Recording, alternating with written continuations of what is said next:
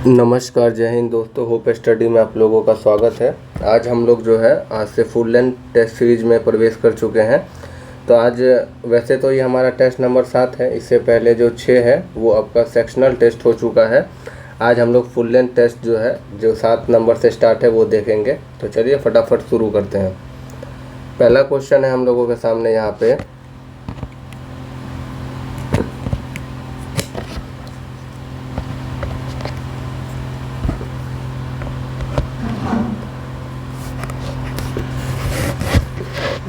पहला क्वेश्चन है कि दूरी एवं विस्थापन के संदर्भ में निम्नलिखित कथनों पर विचार करिए।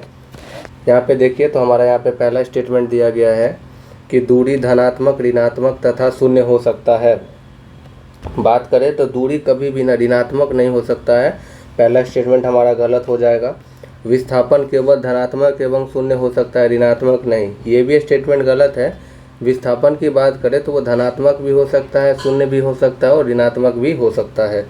तीसरा स्टेटमेंट है दूरी एक सदिश राशि है जबकि विस्थापन एक अदिश राशि है। दूरी की बात करें तो दूरी एक अदिश राशि का उदाहरण है और विस्थापन जो है ये सदिश राशि है। तो तीसरा स्टेटमेंट भी गलत हो जाएगा। सही पूछा है तो उपरोक्त में से कोई नहीं, हमारा डी नंबर ऑप्शन यहाँ पे सही जवाब जाएगा।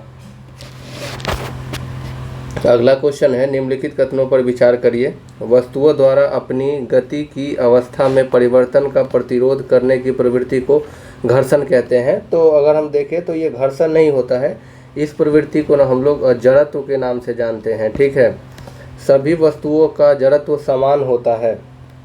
सभी वस्तुओं का समान जड़त्व नहीं होता है, वो वस्तु पे डिपेंड करेगा और जड़त्व सबका अलग अलग होता है। बात करें तो जड़त्व जो है मेनली ये आपका मास या द्रव्यमान पर डिपेंड करता है। तो हमारा दूसरा ऑप्शन भी यहाँ से कट जाएगा।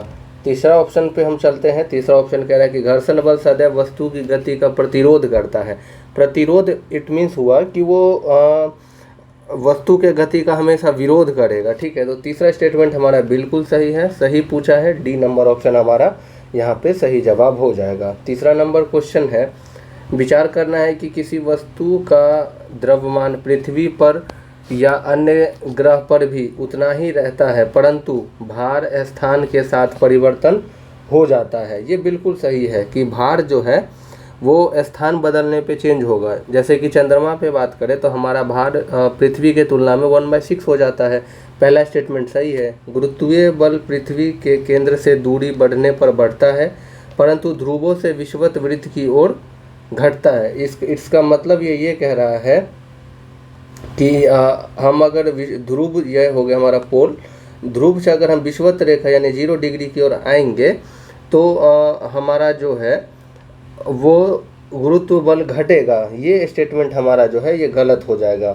बात करें अगर हम भार का तो भार मतलब क्या होता है? भार मतलब होता है M इंटू जी, मास और ग्रेविटी होता है ना भार। तो ये जो है अलग अलग ग्रह पर बदलता रहता है। अगर हम पृथ्वी के ध्रुवों पर जी का मान की बात करें तो ध्रुव पर जो है वो जी का मान मैक्सिमम होता है। ठीक है, और विषुवत रेखा पर जो है ये मिनिमम होता है। यहाँ पर क्या कह रहा है कि विषुवत वृत्त की ओर घटता है। ये स्टेटमेंट हमारा गलत हो जाएगा, सही केवल एक है। ठीक है, नेक्स्ट क्वेश्चन चलिए। ऊर्जा संरक्षण का नियम डैश से संबंधित है। ऊर्जा संरक्षण का नियम जो है ऊष्मागतिकी का प्रथम नियम से संबंधित है। बात करें ऊष्मागतिकी का दूसरा नियम क्या कहता है? ऊष्मागति का दूसरा नियम जो है ये कहता है कि ऊर्जा के प्रवाह की दिशा और एंट्रोपी दोनों एक दूसरे से संबंधित होते हैं। पास्कल के नियम की बात करें तो ये तरल पदार्थ के दबाव के संचरण से संबंधित होता है मेनली। और आर्किमिडीज का नियम की बात करें तो जब किसी वस्तु को तरल में डुबोया जाता है तो उस पर ऊपर की ओर एक उत्प्लावन बल लगता है। यानी मेनली डूबा हुआ जो भी वस्तु होगा उस पर आर्किमिडीज का सिद्धांत लगता है। अगले क्वेश्चन पे चलते हैं। विचार करना है और सही गलत बताना है। पास्कल का नियम बंद द्रव पर लागू होता है। पहला स्टेटमेंट हमारा बिल्कुल सही है। दाब सभी दिशाओं में समान रूप से संचालित होता है, ये भी सही है। यह नियम गैस पर लागू नहीं होता है। बात करें अगर हम तो पास्कल का जो नियम है ये तरल पर भी लागू होता है, द्रव पर भी लागू होता है और गैस पर भी लागू होता है।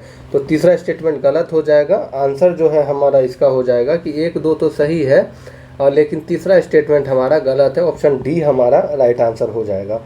यहाँ पर है भौतिक राशि और उसका बीमा को मिलाना है। दाब की अगर हम बीमा की बात करें तो वो ml का पावर -2 हो जाएगा, इसका बी हो जाएगा। घनत्व की बात करें तो m1 l का पावर -3 T0 हो जाएगा, यानी बी का हमारा पहला हो जाएगा। उसी तरीके से देखें तो सी का 4 और डी का 3 हो जाएगा। ऑप्शन नंबर डी जो है हमारा यहाँ पे करेक्ट आंसर हो जाएगा। 7वां नंबर कह रहा है कि ध्वनि की चाल के संदर्भ में हमको विचार करना है। ध्वनि का चाल प्रकाश की चाल से अधिक होता है। ये स्टेटमेंट हमारा जो है गलत है। गलत इस तरीके से है क्योंकि ध्वनि का चाल जो है वो प्रकाश के चाल से जो है बहुत कम होता है, ठीक है। क्योंकि अगर हम ध्वनि की चाल की बात करें तो वो कितना होता है, वो होता है हमारा 343 मीटर प्रति सेकंड। और वहीं अगर हम प्रकाश की चाल की बात करें तो वो हमारा होता है 3 × 10⁸ मीटर प्रति सेकंड। ये कितना गुना ज़्यादा हो जाएगा, ठीक है। तो पहला स्टेटमेंट हमारा सीधा सीधा गलत हो गया। माध्यम का ताप बढ़ने पर ध्वनि का चाल घट जाता है। जब माध्यम का ताप बढ़ेगा तो ध्वनि का चाल भी जो है वो बढ़ जाता है। तो दूसरा ऑप्शन भी गलत हो गया। 25 डिग्री सेल्सियस पर ध्वनि की चाल लोहा से 6420 मीटर प्रति सेकंड होता है। तो तीसरा स्टेटमेंट भी हमारा गलत है क्योंकि अगर हम 25 डिग्री पर ध्वनि की चाल की बात करें तो ध्वनि की चाल जो लोहा में है, लोहा में जो है वो बेसिकली हमारा कितना होता है, वो होता है 5950 मीटर प्रति सेकंड और 6420 मीटर प्रति सेकंड जो है ये एल्युमिनियम में होता है, ठीक है। और ये कह रहा है लोहा में होता है, नहीं, ये हमारे किस में होता है, एल्युमिनियम में होता है। तो इसीलिए हमारा तीसरा स्टेटमेंट गलत है। अगला है कि ठोस से गैसीय अवस्था की ओर जाने पर ध्वनि की चाल घटती है। ठोस से गैसीय अवस्था में जब जाएंगे तो ध्वनि की जो चाल है वो घटती जाती है, यानी हमारा केवल चौथा नंबर ऑप्शन सही है। तो हम कह सकते हैं कि इसमें सत्य जो है वो केवल 1 है। नेक्स्ट क्वेश्चन पे चलिए कि समतल दर्पण द्वारा बने प्रतिबिंब की विशेषताओं के संदर्भ में हमको विचार करना है।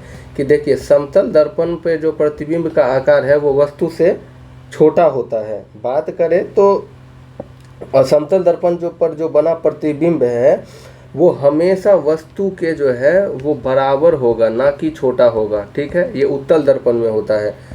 पहला स्टेटमेंट गलत हो गया। समतल दर्पण द्वारा बना प्रतिबिंब सदैव आभासी तथा सीधा होता है। आभासी होता है और सीधा भी होता है, ये स्टेटमेंट सही है।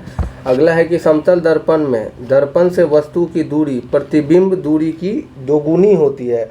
समतल दर्पण से वस्तु की दर्पण से दूरी की बात करें तो ये प्रतिबिंब दर्पण से दूर दोनों ही बराबर होता है, दुगुना नहीं होता है। ये कैसा होता है, ये आपका बराबर होता है। तो तीसरा स्टेटमेंट भी कट जाएगा। सही विकल्प हमारा हो जाएगा यहाँ पे कि 2 तो सही है लेकिन 1, 3 गलत है। सी नंबर सही जवाब है। अगला क्वेश्चन पे चलते हैं कि यहाँ पे है अगर किसी वस्तु के वेग में 10% की वृद्धि कर दी जाती है तो उसके गतिज ऊर्जा में कितने प्रतिशत का बदलाव होगा। तो बेसिकली अगर हम देखें तो काइनेटिक एनर्जी के फॉर्मूला से हम इसको बना सकते हैं। काइनेटिक एनर्जी का फॉर्मूला क्या होता है, P²/2m होता है ना। इस पर हम अगर जब बैठाएंगे तो हमारा जो सही जवाब है वो 21% आ जाएगा। ऑप्शन बी हमारा सही जवाब आ जाएगा। विचार करना है कि विलयन एक विषमांगी मिश्रण है। विलयन की बात करें अगर हम तो विलयन जो है एक समांगी मिश्रण है, न कि विषमांगी मिश्रण है। विलयन कैसा मिश्रण है, समांगी मिश्रण है। गलत हो गया पहला स्टेटमेंट। विलयन के कणों को आंखों से देखा जा सकता है, आँख से हम इसको नहीं देख सकते हैं क्योंकि एक अति सूक्ष्म कण होते हैं। तीसरा है चीनी और जल का विलयन एक तरल घोल में ठोस का उदाहरण है। इसमें चीनी विलेय है और जल विलायक है। बात करें तो तीसरा स्टेटमेंट जो है हमारा बिल्कुल सही है कि चीनी जो है इसमें विलेय होता है और जल जो है विलायक होता है। सत्य कथन केवल 3, ऑप्शन सी हमारा सही जवाब हो जाएगा। नेक्स्ट क्वेश्चन है विचार ही करना है कि जब वर्षा जल में अम्ल की मात्रा अधिक होती है तो वह अम्ल वर्षा कहलाती है। ये स्टेटमेंट हमारा सही है। उदासीन विलयन लाल लिटमस पेपर को नीला कर देते हैं। उदासीन विलयन जो है वो लाल लिटमस पेपर को नीला नहीं करते हैं। उदासीन मतलब ऐसा पदार्थ होता है जो ना तो अम्लीय है ना तो क्षारीय है, उदासीन विलयन कहलाता है। और ये लाल लिटमस पेपर का जो रंग है उसमें कोई परिवर्तन नहीं करता है, ठीक है। तो दूसरा स्टेटमेंट गलत हो गया। हल्दी, लिटमस, गुड़हल की पंखुड़ियाँ आदि प्राकृतिक रूप से पाए जाने वाले सूचक है। ये स्टेटमेंट हमारा करेक्ट हो जाएगा। सही जवाब जो है हमारा वो हो जाएगा हमारा ऑप्शन नंबर बी कि 1 और 3 तो सही है लेकिन 2 गलत है। आपको ये ध्यान रखना है कि उदासीन विलयन का जो वैल्यू है वो 7 होता है पीएच स्केल पे। सॉरी।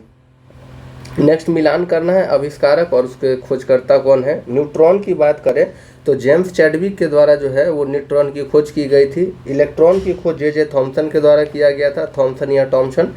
प्रोटॉन की बात करें तो गोल्डस्टीन के द्वारा प्रोटॉन की खोज की गई थी और परमाणु नाभिक की खोज रदरफोर्ड साहब ने किया था। तो इसका सही जवाब जो है हमारा ऑप्शन ए यहाँ पर सही जवाब हो जाएगा।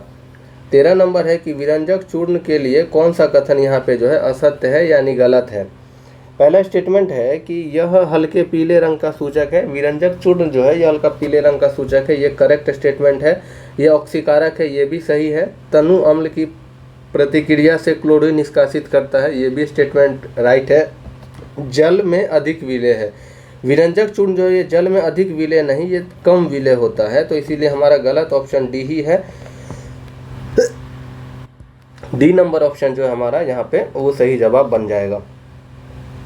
अगला क्वेश्चन पे चलते हैं। 14 नंबर प्रश्न है हमारे सामने कि कौन सा क्रिस्टलीकरण विधि के अनुप्रयोग हैं। दिए गए विकल्प में अगर हम बात करें तो समुद्र जल द्वारा प्राप्त नमक शुद्ध करना। समुद्र जल के द्वारा जो है वो शुद्ध नमक जो हम प्राप्त करते हैं ये क्रिस्टलीकरण का एग्जाम्पल है, सही बात है। नमक से कपूर को पृथक करना। नमक से जो कपूर को पृथक करते हैं इसके लिए हम जो मेनली है ये ऊर्ध्वपातन विधि का जो है वो हम प्रयोग करते हैं, ना कि क्रिस्टलीकरण विधि का। तो ऑप्शन जो हमारा यहाँ पे देखिएगा तो दूसरा ऑप्शन हमारा यहाँ पे गलत हो जाएगा। अशुद्ध नमूने से फिटकिरी को पृथक करना, ये स्टेटमेंट सही है। वायु से विभिन्न गैसों को पृथक करना। वायु से विभिन्न गैसों को जो है हम लोग वो प्रभाजी आसवन के द्वारा जो है वो अलग करते हैं, ठीक है। तो हमारा जो है वो चौथा स्टेटमेंट भी कट जाएगा। सही की बात करें तो 1 और 3 ऑप्शन ए हमारा यहाँ पे बिल्कुल सही जवाब है। 15 नंबर है कि किसी घोल का अम्लता या क्षारता से ज्ञात करने के लिए पीएच एक पैमाना है, इसे कैसे परिभाषित करेंगे। पीएच का जो फुल फॉर्म है वो होता है पावर ऑफ हाइड्रोजन, और इसका जो हमारा सही ऑप्शन है वो हमारा ऑप्शन नंबर सी हो जाएगा, log 10 1/H+। विचार करना है कि फास्फोरस द्विपरमाणुक होते हैं। ये बिल्कुल स्टेटमेंट सही है कि फास्फोरस जो है वो द्विपरमाणुक होते हैं, और यहाँ पे फास्फोरस द्विपरमाणुक नहीं होते। फास्फोरस जो है दोस्तों ये हमारा चतुष्परमाणुक होता है यानी P4 होता है, ठीक है। तो पहला स्टेटमेंट गलत हो जाएगा। दूसरा स्टेटमेंट कह रहा है हमारे सामने कि अमोनिया में नाइट्रोजन और हाइड्रोजन संयुक्त तत्व के द्रव्यमान का अनुपात 3:14 है। अनुपात अगर देखेंगे हम अमोनिया में, अमोनिया का जो रासायनिक सूत्र है वो NH3 होता है, और इसका अनुपात हम देखेंगे तो वो हमारा हो जाएगा 14:3, ठीक है, ना कि 3:14। उल्टा लिखा हुआ है और कट जाएगा। किसी तत्व के अणु एक ही प्रकार के परमाणुओं द्वारा संचारित होते हैं, ये स्टेटमेंट हमारा सही हो जाएगा। सही नहीं पूछा है तो 1 और 2 हमारा यहाँ पे सही जवाब हो जाएगा। अगला है कि सम्मिलित नहीं है वो बताना है। फ्लोरीन युक्त कार्बन यौगिक होता है। फ्लोरीन्स की अगर हम बात करें तो ये जो है इसमें फ्लोरीन्स में फ्लोरीन ही नहीं होता है, ठीक है। तो पहला ही स्टेटमेंट गलत है और यही हमारा आंसर हो जाएगा। बाकी शुष्क ठोस की बात करें तो ये ठोस कार्बन डाइऑक्साइड होता है। मास्टर्ड गैस जो है ये रासायनिक युद्ध में प्रयुक्त होने वाला विषैला द्रव है।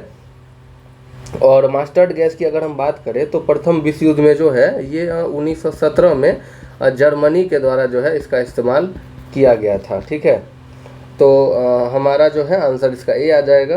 अगला है विचार ही करना है कि वायवीय श्वसन में ऊर्जा का मोचन अवायवीय श्वसन की अपेक्षा कम होता है। तो हम यहाँ पे देखें असत्य बताना है, तो वायवीय श्वसन में ऊर्जा का जो मोचन है वो अवायवीय श्वसन की तुलना में ना अधिक होता है, ना कि कम होता है। तो हमारा पहला ऑप्शन तो गलत हो गया। ऑक्सीजन की उपस्थिति में श्वसन का अंतिम उत्पाद CO2 तथा जल है। ये स्टेटमेंट बिल्कुल सही है। ग्लूकोज के अपघटन की प्रथम अवस्था में बनने वाला पदार्थ लैक्टिक अम्ल है। नहीं, ग्लूकोज के अपघटन में जो प्रथम अवस्था में जो बनने वाला पदार्थ है वो हमारा लैक्टिक अम्ल नहीं है, क्योंकि लैक्टिक अम्ल की बात करें तो ये अवायवीय श्वसन के दौरान मांसपेशियों में बनता है, जिससे हमें थकान की अनुभूति होती है। ये स्टेटमेंट गलत हो जाएगा। असत्य कथन 1 और 3 है, ऑप्शन ए हमारा सही जवाब हो जाएगा। नेक्स्ट क्वेश्चन है हमारे सामने यहाँ पे कि रुधिर यानी ब्लड एवं लसिका यानी लिम्फ के संदर्भ में हमको विचार करना है कि रुधिर गहरे लाल रंग का तरल पदार्थ है, जबकि लसिका रंगहीन तरल उत्तक है। रुधिर की बात अगर हम करते हैं तो ये गहरे लाल रंग का होता है, और ये क्यों होता है? हीमोग्लोबिन के कारण। और लसिका जो है ये रंगहीन तरल उत्तक है। सही बात है। रुधिर में आरबीसी अनुपस्थित होती है, जबकि लसिका में आरबीसी उपस्थित होता है। रुधिर में अगर हम बात करें तो रुधिर में आरबीसी उपस्थित होता है, जबकि लसिका में आरबीसी अनुपस्थित होता है। यहाँ दे दिया है उपस्थित होता है, तो ये गलत हो जाएगा। आरबीसी यहाँ पे रुधिर में प्रेजेंट होता है और लसिका में जो है ये एब्सेंट होता है। ठीक है। रुधिर में लिम्फोसाइट्स की संख्या बहुत अधिक होती है तथा लसिका में न्यूट्रोफिल्स की संख्या बहुत अधिक होती है। ये भी स्टेटमेंट हमारा गलत है, क्योंकि लसिका में मुख्य रूप से लिम्फोसाइट्स पाए जाते हैं, जबकि रुधिर में न्यूट्रोफिल्स की सांद्रता अधिक होती है। ठीक है। तो हम यहाँ देखेंगे तो सही ऑप्शन हमारा केवल एक है, ऑप्शन डी हमारा राइट आंसर हो जाएगा। नेक्स्ट क्वेश्चन है, मिलान करना है कि कौन से तत्व के खोजकर्ता कौन है। ऑक्सीजन की बात करें तो ऑक्सीजन की खोजकर्ता सीले एवं प्रिस्टले हैं। फ्लोरीन के खोजकर्ता हेनरी माइसन हैं। सोडियम के खोजकर्ता डेवी हैं और सिलिकॉन की खोजकर्ता बर्जीलियस है। तो अगर हम देखें तो हमारा सही जवाब जो है यहाँ पे वो ऑप्शन नंबर डी हो जाएगा। 21 नंबर है कि इंडोप्लाज्मिक रेटिकुलम 2 प्रकार की होती है, खुरदरी अंतःप्रद्रव्य जालिका तथा चिकनी अंतःप्रद्रव्य जालिका। संदर्भ में विचार करना है, सही बताना है। कशेरुकी जंतु के यकृत की कोशिका में स्मूथ इंडोप्लाज्मिक रेटिकुलम विष तथा दवा के निर्विषीकरण में महत्वपूर्ण भूमिका निभाती है। ये स्टेटमेंट हमारा सही है। ये कोशिका द्रव के विभिन्न क्षेत्रों के मध्य अथवा कोशिका द्रव के विभिन्न क्षेत्रों तथा केंद्रक के मध्य पदार्थों के परिवहन के लिए उत्तरदायी होता है। दोनों स्टेटमेंट सही है और इसका सही जवाब हमारा ऑप्शन सी हो जाएगा। इंडोप्लाज्मिक रेटिकुलम की अगर आप बात करें तो इसकी खोज जो है वो 1945 में किया गया था और Keith R Porter, Albert Claude और अनरेस्ट फूलम के द्वारा जो है इंडोप्लाज्मिक रेटिकुलम की खोज की गई थी। अस्थियों के संदर्भ में हमको विचार करना है। पहला यहाँ देख लेते हैं, हमको इसमें बताना क्या है कि गलत स्टेटमेंट बताना है। ठीक है, तो चलिए देखते हैं। पहला स्टेटमेंट है कि स्तनधारियों में भ्रूणावस्था में अस्थियों का निर्माण मीसोडर्म से होता है। ये स्टेटमेंट सही है।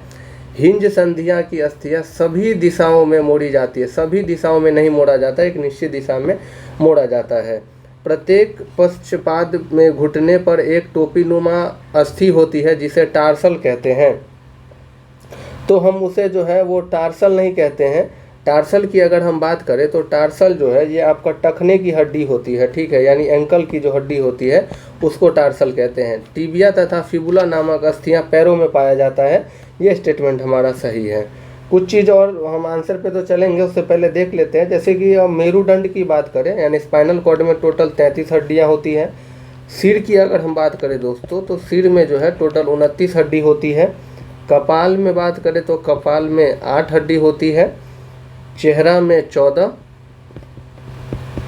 और पसलियों की बात करें तो पसलियाँ में 12 जोड़ी, यानी टोटल 24 हड्डियाँ जो है वो पसलियों में पाई जाती है।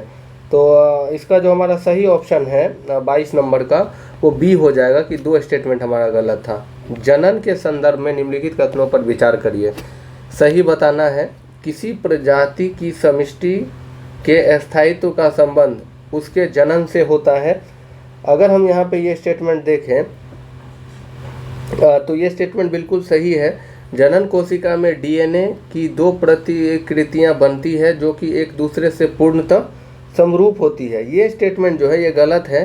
एक दूसरे से पूर्णतः समरूप नहीं होती है, कुछ ना कुछ उसमें भिन्नता पाई जाती है। इसीलिए हमारा दूसरा स्टेटमेंट जो है ये हमारा गलत हो जाएगा। तीसरा स्टेटमेंट कह रहा है कि जनन की मूल घटना डीएनए की प्रतिकृति बनाना है। अगर हम देखें तो जो जनन है इसकी मूल घटना जो है ये डीएनए का कॉपी बनाता है, ये स्टेटमेंट सही है। सही स्टेटमेंट केवल 2 है, जो हमारा एक और तीसरा स्टेटमेंट है। अगला कह रहा है विचार करने के लिए कि धान, गेहूं, सरसों, तिल, अलसी उभयलिंगी लिंगाश्रयी हैं। ये स्टेटमेंट हमारा यहाँ पे जो है ये गलत हो जाएगा, गलत पूछा गया है। क्योंकि अगर हम धान उभयलिंगी का अर्थ क्या होता है कि एक ही पौधे में अलग अलग नर और मादा फूल का होना। इसका एग्जाम्पल जो है, बढ़िया एग्जाम्पल इसका ये मक्का हो जाएगा, नारियल हो जाएगा, अरंडी हो जाएगा, ठीक है। दूसरा स्टेटमेंट है कि नारियल, अरंडी, मक्का, अंगूर, लौकी उभयलिंगी है, तो नहीं, ये उभयलिंगी नहीं है। उभयलिंगी ये धान, गेहूं, सरसों हो जाएगा, ठीक है। तो दोनों स्टेटमेंट जो है यहाँ पे अगर हम देखें और दूसरा स्टेटमेंट भी जो है हमारा ये गलत हो जाएगा, यानी सी नंबर ऑप्शन हमारा सही होगा। 25 नंबर है विचार करना है कि ग्लाइकोलाइसिस को ईएमपी पाथ भी कहा जाता है। ईएमपी पाथ ग्लाइकोलाइसिस को कहते हैं, ये इसलिए सही है क्योंकि ग्लाइकोलाइसिस की जो खोज है वो 3 वैज्ञानिक के द्वारा किया गया था। एम्बेंडन, मेयरहॉफ और परनास थे वैज्ञानिक, उनके द्वारा, इसीलिए हम लोग इसको ईएमपी पाथ कहते हैं, ठीक है। ग्लाइकोलाइसिस की क्रिया कोशिका द्रव में संपन्न होती है, ये भी स्टेटमेंट सही है। ग्लाइकोलाइसिस में 2 NADH2 बनते हैं। अगर हम ये स्टेटमेंट देखें तो ये भी स्टेटमेंट सही है। ग्लाइकोलाइसिस की क्रिया CO2 अवश्य ही उत्पन्न होता है। ग्लाइकोलाइसिस की क्रिया में जो है वो CO2 की उत्पादन नहीं होता है। CO2 की अगर हम बात करें तो ये जो है ये आपका क्रेब्स चक्र में इसका जो है वो उत्पादन होता है, इसीलिए चौथा स्टेटमेंट हमारा गलत हो जाएगा। सही जवाब हो जाएगा कि 1, 2, 3 सही है, और सॉरी ये नहीं होगा, 1, 2, 3 सही है और 4 गलत है। ऑप्शन सी हमारा यहाँ पे सही जवाब है। विचार ही करना है। अगला क्वेश्चन है कि पत्तियों में क्लोरोफिल मीसोफिल कोशिकाओं में उपस्थित होता है। बात करें तो ये बिल्कुल स्टेटमेंट सही है कि क्लोरोफिल मीसोफिल कोशिका में उपस्थित होता है पत्तियों में। मटर, सरसों एवं सेम में रेशेदार जड़ पाया जाता है, जबकि गेहूं में मूसला जड़ पाया जाता है। देखिए ये स्टेटमेंट हमारा गलत हो जाएगा। गलत इसलिए हो जाएगा कि मटर, सरसों एवं सेम में बात करें तो इसमें टैप रूट यानी मूसला जड़ पाया जाता है, यहाँ लिख दिया है रेशेदार जड़। गेहूं की बात करें तो गेहूं में है रेशेदार जड़ पाया जाता है। गार्ड कोशिका जड़ों में पाई जाती है। गार्ड कोशिका की बात करें अगर हम तो ये जो है ये इसको हम स्टोमाटा के नाम से भी जानते हैं, और ये चारों ओर पाई जाती है। कहाँ पे? जहाँ पे छोटे छोटे छिद्र होते हैं, और इसका जो मुख्य रूप से कार्य है वो रंध्रों को खोलने और बंद करने को नियंत्रित करता है, और ये जड़ में तो पाया नहीं जाता है, इसीलिए हमारा तीसरा स्टेटमेंट भी गलत हो जाएगा। 2, 3 गलत है। 27 नंबर प्रश्न है यहाँ पे कि मिलान करना है कि रोग का नाम और प्रभावित अंग। डायरिया की बात करें हम तो डायरिया जो है ये पाचन तंत्र को प्रभावित करता है। एस्केरियासिस की बात करें तो ये छोटी आंत को प्रभावित करता है। टीबी यानी क्षय रोग की बात करें तो ये फेफड़ा को प्रभावित करता है, और निमोनिया से श्वसनांग प्रभावित होता है। ऑप्शन की बात करें तो डी हमारा जो है वो सही जवाब हो जाएगा। 28 नंबर प्रश्न है कि फाइलम और इसकी विशेषता बताना है। एनेलिडा की बात करें तो एनेलिडा में वास्तविक देह गुहा होता है।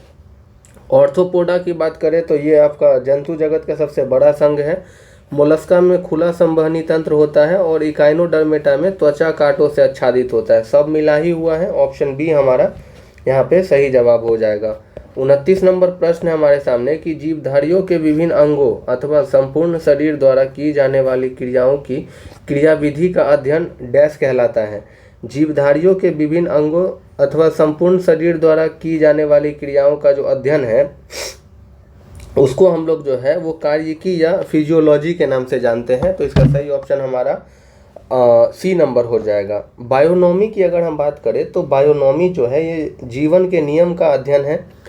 इथोलॉजी की बात करें तो यह मानव व सभी जंतुओं के व्यवहार का अध्ययन है। और बायोनॉमिक्स की बात करें तो ये जीवधारियों व वातावरण के साथ अध्ययन को इसमें अध्ययन किया जाता है।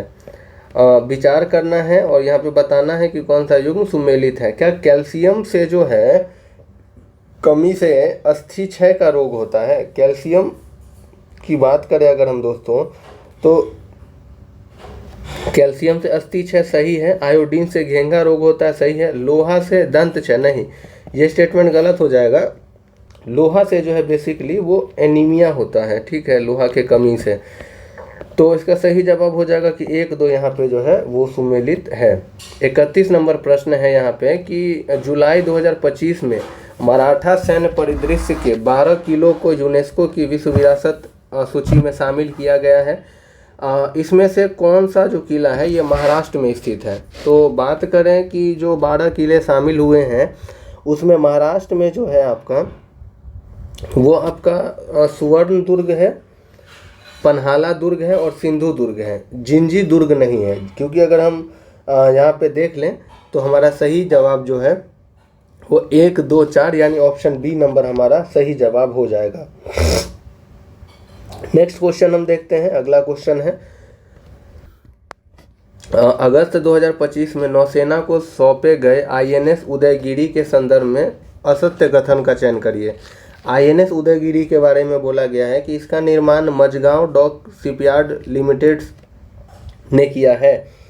तो हम यहाँ पर अगर देखें तो पहला स्टेटमेंट हमारा बिल्कुल सही है। इसका प्रचालन मुंबई में शुरू किया गया है। अगर हम बात करें तो इसका जो प्रचालन है ये मुंबई में नहीं विशाखापट्टनम में इसकी शुरुआत की गई है। तो दूसरा स्टेटमेंट गलत हो जाएगा। यह प्रोजेक्ट 17A के तहत निर्मित दूसरी स्टेल्थ फ्रिगेट है। ये स्टेटमेंट हमारा सही है। गलत पूछा है, केवल बी नंबर जो ऑप्शन हमारा वो सही हो जाएगा। अगला क्वेश्चन है कि प्रधानमंत्री मोदी को विभिन्न राष्ट्रों द्वारा दिए गए सर्वोच्च पुरस्कार के संदर्भ में कौन सा युग्म सुमेलित नहीं है? The officer of the order of the star of घाना, क्या ये घाना के द्वारा दिया गया पुरस्कार है? ये स्टेटमेंट हमारा सही है। The order of the republic of Trinidad एवं टबैगो, ये भी सही है। Grand collar of the national order of southern cross, ये ब्राज़ील का, ये भी सही है। Order of the most ancient Welwitschia mirabilis, ये इथोपिया का है, नहीं, यही हमारा गलत है, यही हमारा सही जवाब हो जाएगा।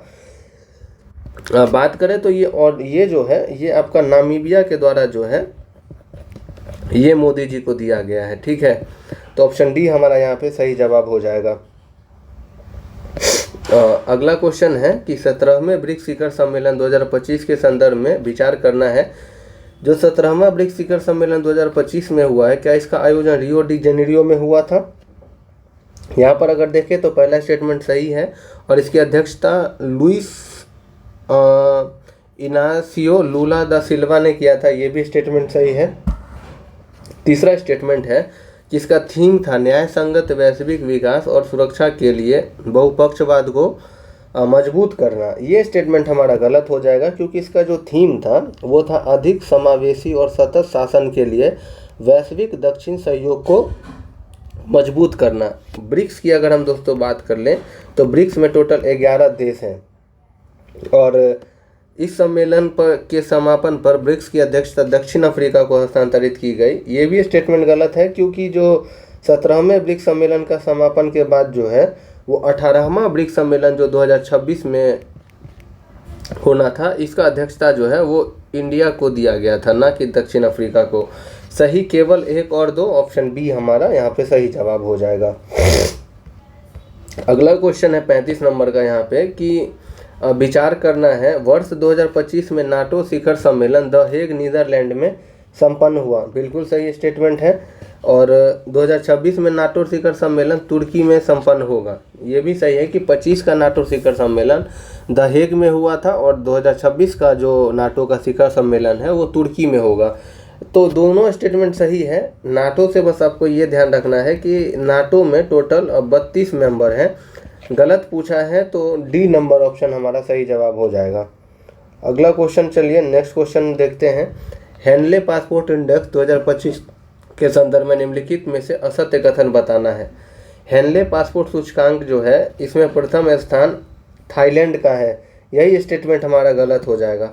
हेनले पासपोर्ट इंडेक्स में जो पहला स्टेटमेंट है, पहला जो पोजीशन है वो आपका सिंगापुर का है। ठीक है, हेनले पासपोर्ट इंडेक्स में जो पहला नंबर पे रैंक है वो सिंगापुर का है, और इसमें भारत का रैंक 77वां है। और इसमें ब्रिटेन में स्थित संस्था है हेनले एंड पार्टनर्स द्वारा इसको जारी किया जाता है, और इसके अनुसार सबसे कमज़ोर पासपोर्ट जो है वो अफ़गानिस्तान का है। ठीक है, अगला है कि 2025 में किए गए नव नियुक्तियों के संदर्भ में जो है सुमेलित नहीं है वो बताना है हमको। संयुक्त राष्ट्र महासभा के 80वें सत्र के अध्यक्ष जो है वो एनालेना बेयरबॉक को बनाया गया है। तो अगर हम यहाँ पे देखें, ये स्टेटमेंट हमारा सही है। पुर्तगाल के नए प्रधानमंत्री लुइस मोंटेनेग्रो बन गए हैं, ये भी सही है। दक्षिण कोरिया के नए राष्ट्रपति ली जे मियांग हैं, ये भी सही है। पोलैंड के नए राष्ट्रपति एंड्रेज ट्रूडो हैं। ये स्टेटमेंट हमारा गलत है और यही हमारा आंसर हो जाएगा, क्योंकि पोलैंड के राष्ट्रपति की अगर हम बात करें तो उनका जो नाम है आपका, उनका नाम है आपका कैरोल नवरोकी।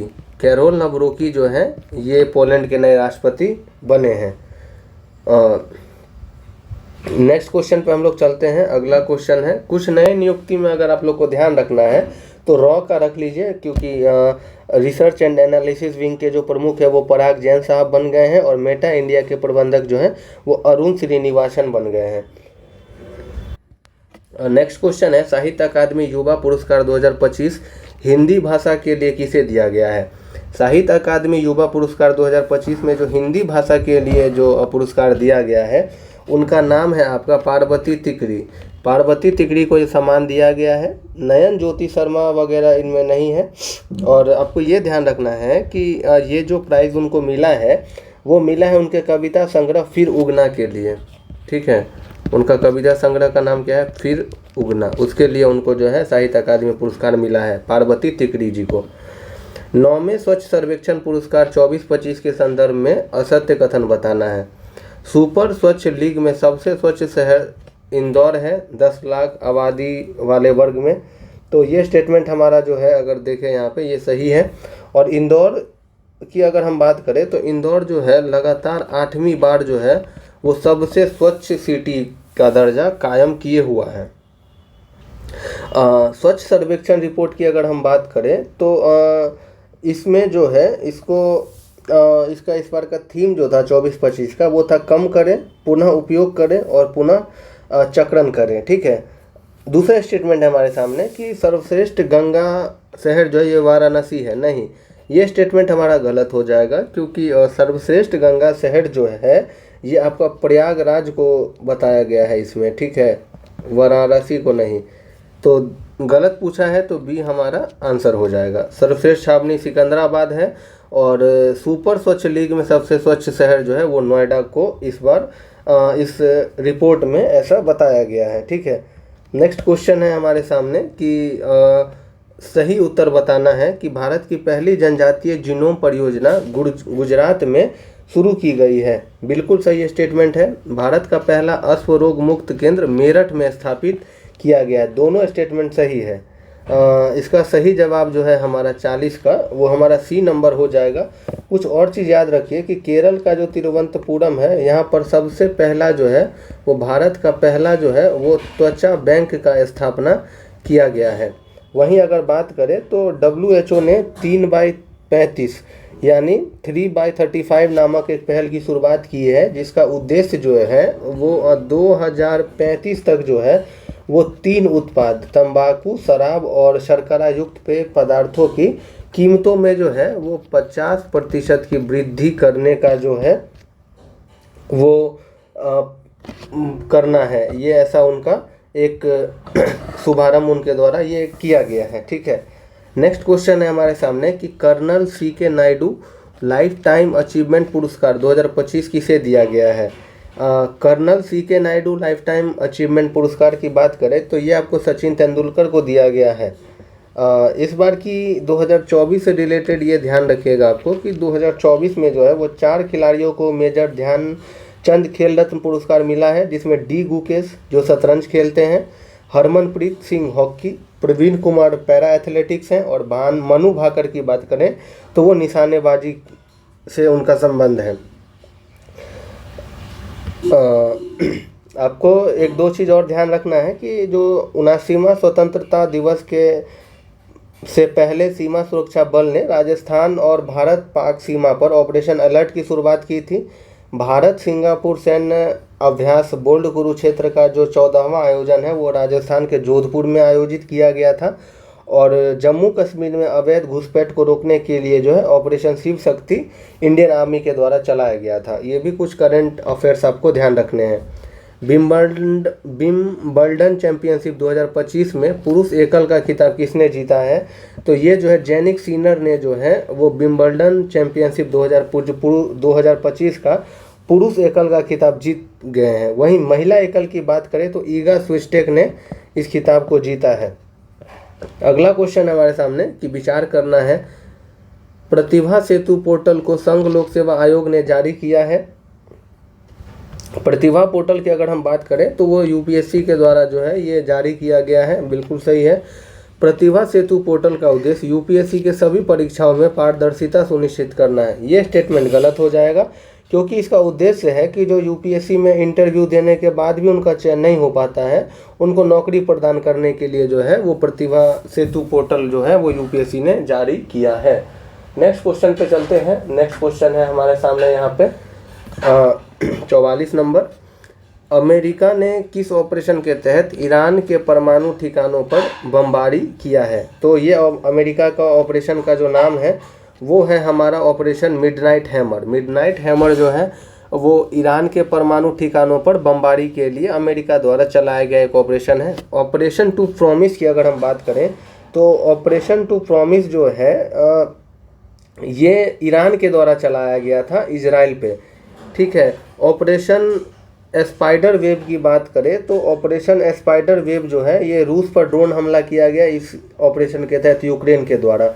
वहीं अगर ऑपरेशन राइजिंग लायन की बात करें तो ऑपरेशन राइजिंग लायन जो है ये इजराइल ने चलाया था ईरान के विरुद्ध, ठीक है।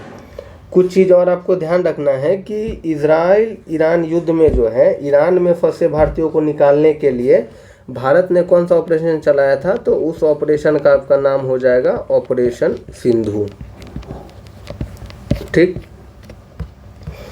भारत मंगोलिया के बीच जो है संयुक्त सेनाभ्यास नोमैडिक एलिफेंट जो भारत मंगोलिया के बीच होता है वो मंगोलिया में संपन्न हुआ है।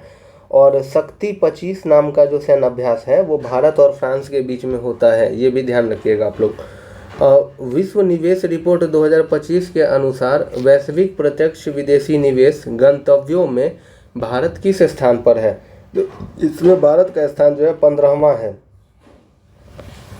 इस कुछ करंट अफेयर्स देखते हैं कि बात करें तो उल्लास नव भारत कार्यक्रम के दौरान जो है वो आपका गोवा की अगर बात करें तो गोवा जो है वो दूसरा पूर्ण साक्षर राज्य घोषित हो चुका है, ठीक है। अगला है कि विचार करना है कि डिजिटल भुगतान पुरस्कार 2025 इंडियन पोस्ट पेमेंट बैंक को मिला है, ये स्टेटमेंट सही है। और NBFC लाइसेंस प्राप्त करने वाली पहली ई कॉमर्स कंपनी फ्लिपकार्ट बनी है, दोनों स्टेटमेंट सही है। ऑप्शन सी हमारा जो है वो सही जवाब हो जाएगा। कुछ करंट अफेयर्स देख लेते हैं, जैसे कि अब जो है हम लोगों का नया 2026 में GDP का जो नया बेस ईयर है वो 2011-12 को रिप्लेस कर दिया गया है। अब जो बेस ईयर है वो आपका 2022-23 रखा गया है, ये ध्यान रखिएगा, करंट अफेयर्स है ये। और भारत बाजार पूंजीकरण के मामले में अमेरिका, चीन, जापान, हांगकांग के बाद जो है वो 5वां सबसे बड़ा जो है वो शेयर मार्केट है, ठीक है। नेक्स्ट क्वेश्चन है 47 नंबर हमारे सामने। 47 नंबर प्रश्न कह रहा है कि सिपरी रिपोर्ट 2025 के संदर्भ में निम्नलिखित में से असत्य कथन का चयन करिए। इस रिपोर्ट के अनुसार 2025 जनवरी तक भारत में परमाणु हथियारों की संख्या 180 दर्ज की गई है, ये स्टेटमेंट हमारा सही है। ये स्टेटमेंट जो है हमारा सही है। भारत दुनिया का दूसरा सबसे बड़ा हथियार आयातक देश है, ये भी स्टेटमेंट सही है। और सर्वश्रेष्ठ परमाणु संपन्न देश रूस है, ये भी स्टेटमेंट सही है। यानी एक भी स्टेटमेंट गलत नहीं है ऑप्शन डी हमारा सही जवाब हो जाएगा। और सिपरी रिपोर्ट की अगर हम दोस्तों बात करें तो ये रिपोर्ट जो है ये Stockholm International Peace Research Institute द्वारा जारी किया जाता है। ठीक है, नेक्स्ट क्वेश्चन चलिए। अंतर्राष्ट्रीय धार्मिक स्वतंत्रता शिखर सम्मेलन 2025 का आयोजन कहाँ हुआ है? तो ये आपका जो है केन्या के नैरोबी में जो है ये अंतर्राष्ट्रीय धार्मिक स्वतंत्रता शिखर सम्मेलन का जो है ये आयोजन हुआ है और इसका थीम था अफ्रीका के साथ धार्मिक स्वतंत्रता के लिए महाद्वीपीय आह्वान।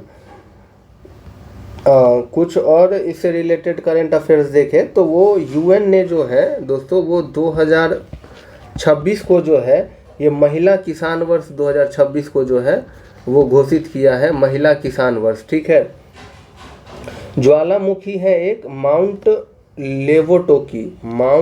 लेवोटोकी की अगर हम बात करें तो माउंट लेवोटोकी जो है ये चर्चा में रहा है और ये आपका इंडोनेशिया के फोलर्स द्वीप पर स्थित है। ब्रिक्स की जो अगर 10वां देश की बात करें तो ब्रिक्स में टोटल 11 मेंबर हैं और उसका जो 10वां देश जो है वो वियतनाम बन चुका है। नेक्स्ट क्वेश्चन है एक्सियोम 4 मिशन के संदर्भ में असत्य कथन हमको बताना है। इसे फ्लोरिडा के केनेडी स्पेस सेंटर से लॉन्च किया गया है। ये स्टेटमेंट सही है। स्पेस एक्स ने फाल्कन 9 से इसे प्रक्षेपित किया, ये भी सही है। इस मिशन के पायलट के रूप में शुभांशु शुक्ला को चुना गया। तीनों स्टेटमेंट सही है। गलत पूछा है, कोई भी नहीं गलत है। ऑप्शन डी हमारा सही हो जाएगा। एक्सियोम 4 मिशन की बात करें तो इसमें टोटल 4 यात्री थे। पायलट की बात करें तो शुभांशु शुक्ला हो जाएंगे। बाकी विटसन थे यूएसए से। तीसरे जो लोग थे वो उनका नाम था उजनान साकी और तिबोर कापू की बात करें तो ये चारों लोग जो हैं वो एक्सियोम 4 मिशन के तहत अंतरिक्ष में यात्रा के लिए गए थे। शुभांशु शुक्ला से आपको ये ध्यान रखना है कि राकेश शर्मा के बाद जो है ये अंतरिक्ष में जाने वाले दूसरे भारतीय बने हैं और राकेश शर्मा 1984 में अंतरिक्ष में गए थे। ठीक है, नेक्स्ट क्वेश्चन है कि हाल ही में आर्द्रभूमि के रूप में घोषित स्थल खीचन और मेनार किस राज्य में है? खीचन और मेनार जो आर्द्रभूमि है ये हमारा राजस्थान राज्य में स्थित हो जाएगा। माउंट एटना ज्वालामुखी की बात करें तो ये हाल ही में चर्चा में रहा है और ये इटली के सिसिली द्वीप पर है। असम एवं मेघालय सरकार संयुक्त रूप से जो है वो कुल्सी बहुउद्देशीय परियोजना पर कार्य करेंगे। मेघालय में मछली की एक नई प्रजाति सिस्तूरा डेक्सीक्लावा की खोज किया गया है। बेंगलुरु में 85 तेंदुओं के साथ भारत की तेंदुआ राजधानी बेंगलुरु को घोषित किया गया है। पंचमढ़ी की बात करें तो पंचमढ़ी वन्यजीव अभ्यारण्य का नाम जो है वो अब सेनानी राजा भभूत सिंह के नाम पर रखा गया है। ग्लोबल लिवेबिलिटी इंडेक्स 2025 के अनुसार सबसे उत्तम रहने योग्य शहर कोपेनहेगन है। ये स्टेटमेंट सही है। दिल्ली और मुंबई का इसमें स्थान 120 और 121वां था, ये भी स्टेटमेंट सही है। दोनों स्टेटमेंट यहाँ पे सही हो जाएगा। देखिए जो ग्लोबल लिवेबिलिटी इंडेक्स है ये द इकोनॉमिस्ट इंटेलिजेंस यूनिट के द्वारा इसको जारी किया जाता है और इसमें जो है दिल्ली का रैंक 120 है और मुंबई का रैंक 121 है। ये स्टेटमेंट सही है। कुछ और रिपोर्ट देख लेते हैं, जैसे वैश्विक लैंगिक अंतराल रिपोर्ट जो है इसमें सबसे अच्छा देश जो है वो आइसलैंड है और भारत का रैंक इसमें बात करें तो वो 131 है। वैश्विक ऊर्जा संक्रमण सूचकांक में जो है वो स्वीडन नंबर 1 पर है और भारत इसमें 71वें स्थान पर है। 52 नंबर प्रश्न है कि इसमें बताना है कि कौन सा सही सुमेलित है। राजीव गांधी वन संवर्धन योजना, ये योजना जो है हिमाचल प्रदेश द्वारा चलाया गया है तो ये स्टेटमेंट हमारा बिल्कुल सही है। नव्या योजना यूपी के द्वारा चलाया गया है तो नव्या योजना जो है ये यूपी के द्वारा नहीं चलाया गया है। ये जो है ये केंद्रीय कौशल विकास और उद्यमिता मंत्रालय तथा महिला एवं बाल विकास मंत्रालय के द्वारा चलाया गया है। थलिंका वंदनम योजना आंध्र प्रदेश, ये स्टेटमेंट सही है, यानी 1 और 3 सही है। ऑप्शन बी हमारा सही जवाब हो जाएगा। कुसुम सी योजना की बात करें तो कुसुम सी योजना जो है ये कर्नाटक के द्वारा चलाया गया है। वहीं जय हिंद योजना जो है ये दिल्ली विश्वविद्यालय इसको चलाया है। नेक्स्ट क्वेश्चन है हमारा 53 नंबर यहाँ पे कि असत्य युग्म का हमको यहाँ पे चयन करना है। पहला स्टेटमेंट है यहाँ पे कि राष्ट्रीय ई गवर्नेंस पुरस्कार रोहिणी ग्राम पंचायत महाराष्ट्र को मिला है।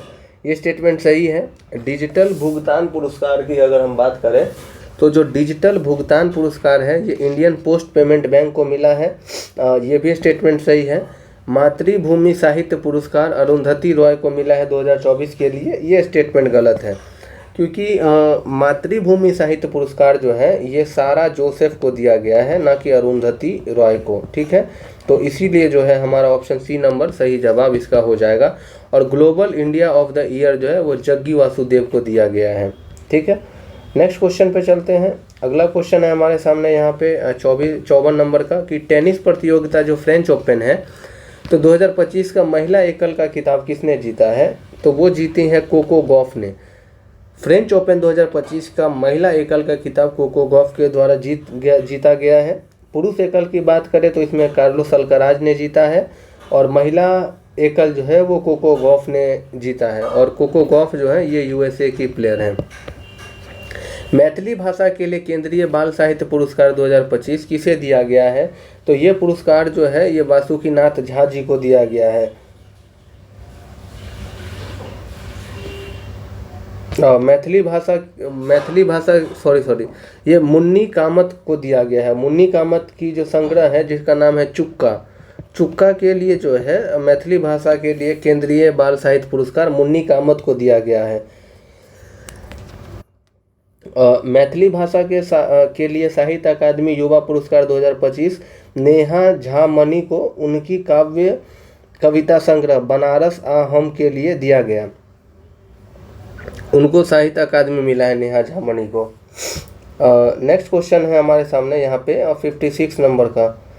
56 नंबर का क्वेश्चन है यहाँ पे कि वर्ष 2025 में बिहार में किए गए नव नियुक्तियों के संदर्भ में कौन सा सुमेलित नहीं है वो बताना है। तो देखिए, बिहार राज्य महिला आयोग के अध्यक्ष अप्सरा मिश्रा को बनाया गया है। ये स्टेटमेंट हमारा सही है। राज्य उच्च जाति आयोग के अध्यक्ष महाचंद्र प्रसाद सिंह हैं, ये भी सही है। बिहार राज्य अनुसूचित जनजाति शैलेंद्र कुमार को बनाया गया है, ये भी सही है। बिहार राज्य अल्पसंख्यक आयोग के अध्यक्ष जो है मोहम्मद सरवर आलम को बनाया गया। ये स्टेटमेंट हमारा गलत हो जाएगा क्योंकि बिहार राज्य अल्पसंख्यक आयोग की बात करें तो वो गुलाम रसूल बलियावी को बनाया गया है। ठीक है, अगला क्वेश्चन है हमारे सामने यहाँ पे बिहार के संदर्भ में हमको पद्म पुरस्कार विजेता 2025 एवं इनसे संबंधित क्षेत्रों को सुमेलित करना है और सही उत्तर बताना है। देखिए, जो पद्म पुरस्कार मिला है उसमें भीम सिंह भावेश जी को जो है वो मिला है सामाजिक कार्य के लिए।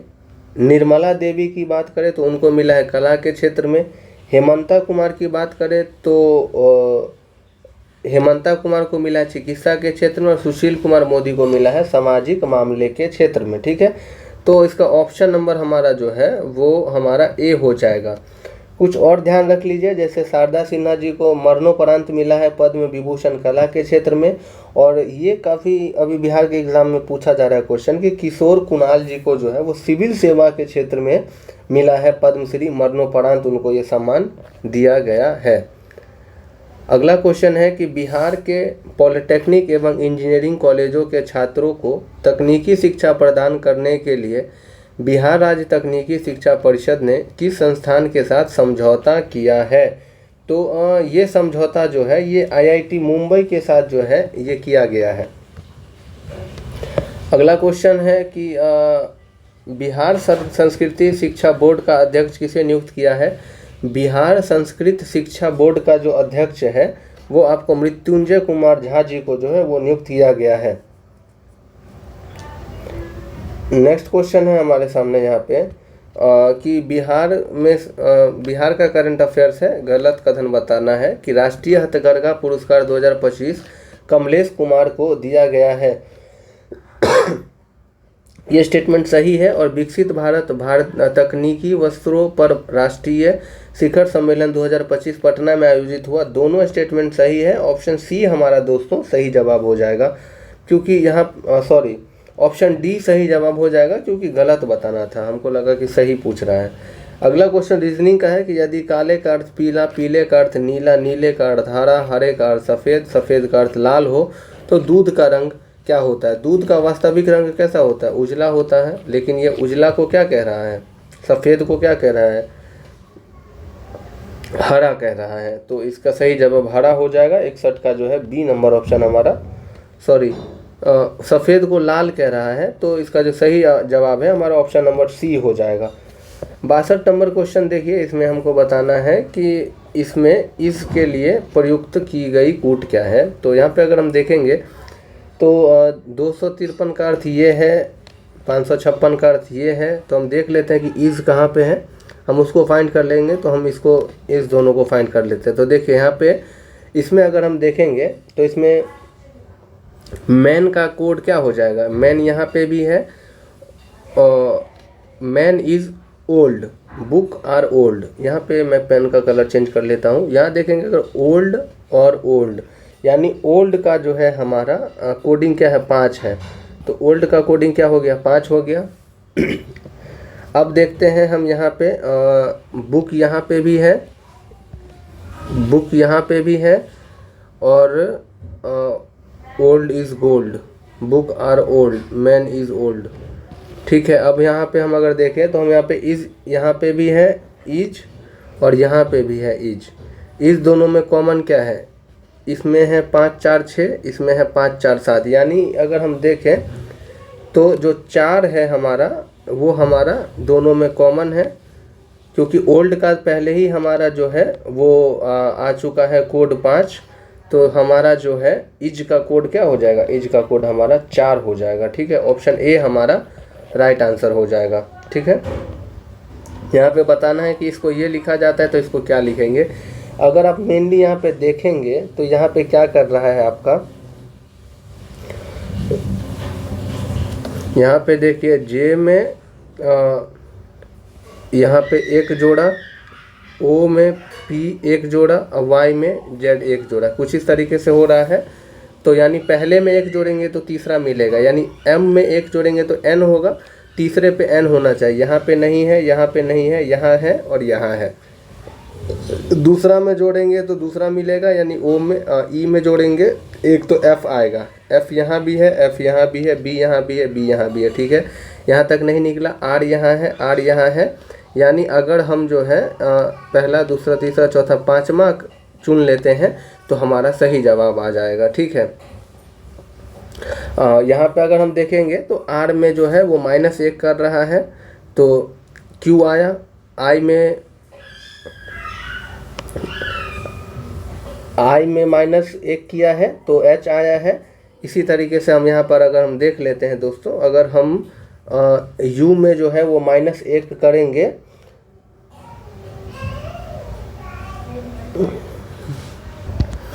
यहाँ देखिए लास्ट में आर है, आर में -1 करेंगे तो क्यू आ जाएगा। ऑप्शन डी हमारा सही जवाब हो जाएगा। इसको आप लोग भी बना सकते हैं, बाकी एक्सप्लेन करने का ज़रूरत नहीं है, उतना टफ क्वेश्चन नहीं है ये सब। तो अब जो टेस्ट होगा उसमें मैं मैथ और रीजनिंग का जो है आपको डायरेक्ट आंसर ही दे दिया करूँगा। यहाँ है कल्याणी वीना की सास है, तो इसको हम लोग बनाते हैं। देखिए ये यहाँ पे हो जाएगा आपका कल्याणी, और ये सास है, यानी इसका एक बेटा होगा, और इसका जो है ये इस बेटा की ये कौन होगी? पत्नी। ठीक है। यानी कल्याणी जो है वीना की सास है, यानी यहाँ पर हो जाएगी आपका वीना। ठीक है। अब ये कह रहा है कि वीना अशोक की पत्नी है, तो वीना जो है ये किसकी पत्नी है? तो ये आपका यहाँ पे अशोक हो जाएगा, अशोक की पत्नी है, यानी ये हो गया आपका वाइफ, ये हो गया हस्बैंड। ठीक। धीरज सुदीप का पुत्र है, जो अशोक का इकलौता भाई है। अशोक का इकलौता भाई कौन है? अशोक का इकलौता भाई है सुदीप। ठीक है। तो अशोक का जो भाई है वो आपका हो जाएगा सुदीप। ठीक। ये आपका भाई हो गया। और इसका पुत्र कौन है? इसका पुत्र है धीरज। ठीक है, इसका पुत्र है धीरज। तो ये पूछ रहा है कि कल्याणी अशोक की कौन है। तो यहाँ पे देखिए जो कल्याणी है ये अशोक की कौन है, तो कल्याणी अशोक की माँ हो जाएगी। तो ऑप्शन जो सही जवाब है ऑप्शन हमारा सी हो जाएगा। 65 नंबर है कि सूर्यास्त के पूर्व एक शाम को दो मित्र सुमित और मोहित एक दूसरे के आमने सामने बात कर रहे थे। यदि मोहित की परछाई ठीक उसके दाईं तरफ तो सुमित का चेहरा किस दिशा में है। तो अगर हम देखेंगे तो सुमित का जो चेहरा है ये दक्षिण दिशा में हो जाएगा। अगला क्वेश्चन है सार्थक क्रम पता करना है। तो सार्थक क्रम में देखेंगे तो सबसे पहले तो हमारा जड़ हो जाएगा, ठीक है। जड़ के बाद क्या होगा, तना होगा। तना के बाद क्या होगा, पत्ता होगा। पत्ता के बाद फूल होगा, फूल होगा और फूल के बाद फल होगा, यानी अंतिम में फल होगा। तो इसका सही जवाब जो हमारा ऑप्शन ए हो जाएगा। यहाँ बताया है कि संबंध बताना है कि अगर 42 को 56 लिख रहा है तो 110 को क्या लिखेगा। बेसिकली यहाँ देखेंगे तो 42 को 56 कैसे लिख पा रहा है, तो यहाँ देखेंगे ये 7 का स्क्वायर कर रहा है 49 और उसमें से 7 घटा दे रहा है, ठीक है। वही 56 की बात करें तो 56 में क्या कर रहा है, इसमें 7 का स्क्वायर 49 हो गया और उसमें 7 जोड़ दे रहा है। तो 110 का क्या हो जाएगा, 110 का हो जाएगा आपका 110 का हो जाएगा आपका 11 का स्क्वायर माइनस 11 और यहाँ पर क्या हो जाएगा 11 का स्क्वायर प्लस 11 यानी 121 प्लस 11 बराबर कितना हो जाएगा 132। Option number B. यहाँ कह रहा है कि 10 वर्ष पूर्व पिता एवं पुत्र की आयु का अनुपात 4:1 था। 5 वर्ष बाद पिता की आयु पुत्र की आयु से इतना गुना हो जाएगा। तो वर्तमान में पुत्र की आयु क्या है। यहाँ अगर हम देखेंगे तो देखते हैं, यहाँ देखिए ये है आपका फादर और ये है आपका सन, ठीक है। पिता पुत्र का जो है वो 10 वर्ष पूर्व आयु कितना है, 10 वर्ष पूर्व जो आयु है पिता और पुत्र का वो है 4:1, जबकि 5 वर्ष बाद कितना है यानी प्लस 5 वर्ष कितना हो जाएगा, 5 वर्ष बाद कितना है, बाप है 7 साल का और बेटा है 3 साल का, ठीक है। अब यहाँ पर हम इसको अगर हम इक्वल करेंगे रेशियो को तो इसका डिफरेंस है, इसको मल्टीप्लाई करेंगे तो यहाँ पे हो जाएगा हमारा 3 और यहाँ पर हो जाएगा 4। तो यहाँ हो जाएगा हमारा 4 चौका 16, 4 एकम 4 और यहाँ हो जाएगा 7 तियम 21 और 3 तिया 9। यहाँ पे हमारा रेशियो बन गया 5 का गैप हुआ यानी 1:5 हो जाएगा, 1:5 हो गया। तो यहाँ से पूछ रहा वर्तमान में पुत्र की आयु कितना है, ठीक है। तो वर्तमान की अगर हम बात करेंगे तो वर्तमान में अगर पुत्र की आयु की अगर हम बात करेंगे यहाँ पे डिफरेंस जो हमारा 5 आया यानी 5 बराबर 15 हो जाएगा। तो 1 बराबर कितना हो जाएगा 3। तो यहाँ पर अगर देखेंगे पुत्र का वर्तमान आयु तो कितना हो जाएगा हमारा, तो वो हो जाएगा, तो यहाँ पे पुत्र का हो जाएगा 4 तिया 12 और 12 10 22 साल, ठीक है। ऑप्शन सी सही जवाब हो जाएगा। अगला क्वेश्चन है यहाँ पे कि 2 अथवा 5 से विभक्त होने वाली 1 से 100 तक की सभी प्रकृत संख्याओं का योग कितना है। तो ये हमारा सी नंबर हो जाएगा 3050। 2 सिक्कों को एक साथ फेंका जाता है, कम से कम एक शीर्ष आने की प्रायिकता कितना है, ये हमारा हो जाएगा 3/4। झील तथा उनके निर्माण की प्रक्रिया पर विचार करिए। देखिए चंद्रताल हिमानी क्रिया से बना है, तो चंद्रताल हिमानी प्रक्रिया से बना है, ये स्टेटमेंट सही है। और चंद्रताल जो है ये आपका हिमाचल प्रदेश में स्थित है, ठीक है। सोंगमो ज्वालामुखी क्रिया द्वारा, ये स्टेटमेंट हमारा है दूसरा नंबर, ये गलत हो जाएगा। पहले तो बात करें सोंगमो की, तो सोंगमो जो है आपका ये आपका सिक्किम में स्थित है और ये हिमानी श्रृंग से बना है, ठीक है। हिमानी श्रृंग के द्वारा ये बना है। कालीबेली नदी निक्षेप से बना है। कालीबेली की बात करें तो ये कालीबेली तमिलनाडु राज्य में स्थित है और ये नदी निक्षेप से नहीं बना है, ये लैगून झील है एक, ठीक है, ये एक लैगून झील है। धीवर जो है ये मानव निर्मित है और धीवर आपका जो है ये राजस्थान में स्थित है, ठीक है। यानी 1 और 4 जो है ये सही आंसर है इसका, बी नंबर। अगला क्वेश्चन पे चलिए, नेक्स्ट क्वेश्चन है यहाँ पे, कर्क रेखा द्वारा सर्वाधिक क्षेत्र आच्छादित है। तो ये हमारा मालवा का पठार हो जाएगा। अगला क्वेश्चन है हमारे सामने यहाँ पे कि मिलान करना है प्रमुख नदी और सहायक नदी। महानदी की सहायक नदी जो है वो तेल नदी हो जाएगा। ब्रह्मपुत्र का सहायक नदी धनसिरी नदी हो जाएगा। केन का सहायक नदी सई नदी और गोमती का सहायक नदी बीवर नदी हो जाएगा। ऑप्शन की बात करें बी हमारा सही जवाब है। ब्रह्मपुत्र नदी की बात करें तो ये मानसरोवर झील के चेमा युंगदुंग ग्लेशियर से निकलती है और ये अपवाह तंत्र ये 3 देशों से निकलती है, चीन, तिब्बत, मतलब तिब्बत चीन हो गया, भारत और बांग्लादेश हो गया। केन नदी मालवा के पठार से निकलता है। गोमती नदी सरयू की सहायक नदी है और पीलीभीत जिले के फुलहर झील से निकलती है। ठीक है, नेक्स्ट क्वेश्चन है 74 नंबर हमारे सामने कि किस ग्रह का घनत्व सबसे कम है। तो सबसे कम जो है वो आपका शनि का घनत्व हो जाएगा और पृथ्वी का घनत्व जो है वो सर्वाधिक है, पृथ्वी का घनत्व, और ये कितना है 5.52 ग्राम सेंटीमीटर क्यूब। शनि को गैसों का गोला एवं गैलेक्सी समान ग्रह भी कहा जाता है। मंगल की बात करें तो मंगल को हम लोग लाल ग्रह के नाम से जानते हैं। शुक्र की बात करें तो सांझ का तारा, भोर का तारा, पृथ्वी का जुड़वा बहन भी हम इसको कहते हैं।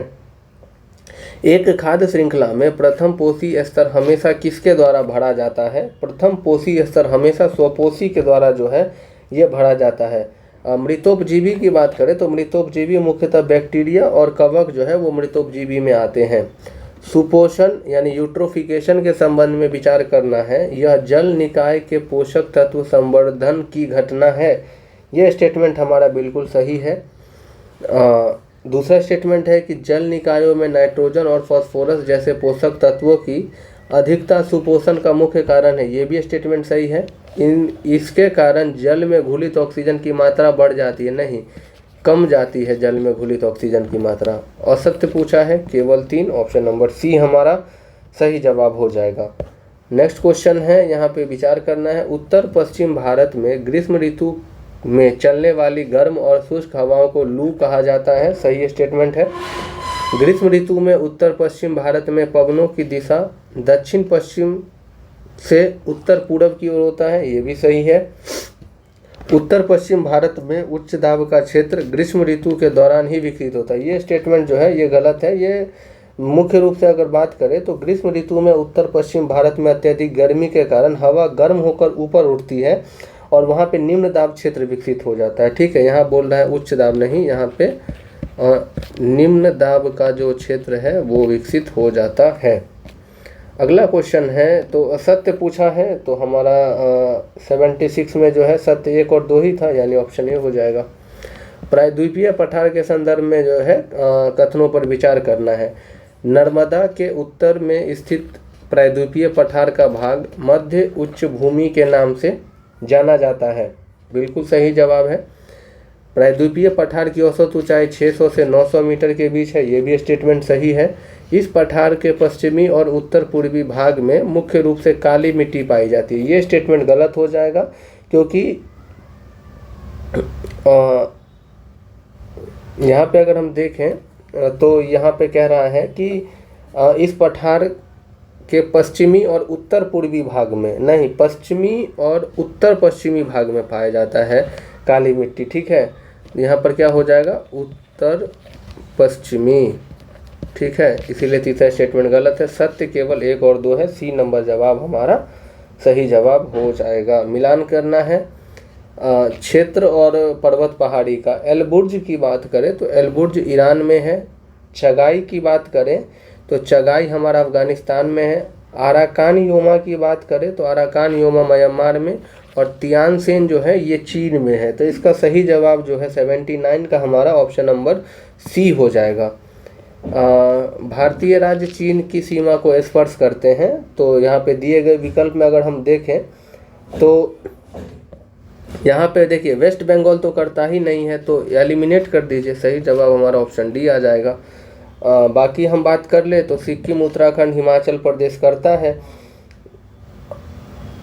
सिक्किम हो गया, हिमाचल प्रदेश हो गया, उत्तराखंड हो गया, अरुणाचल प्रदेश हो गया। ये सब जो है चाइना से बॉर्डर साझा करते हैं।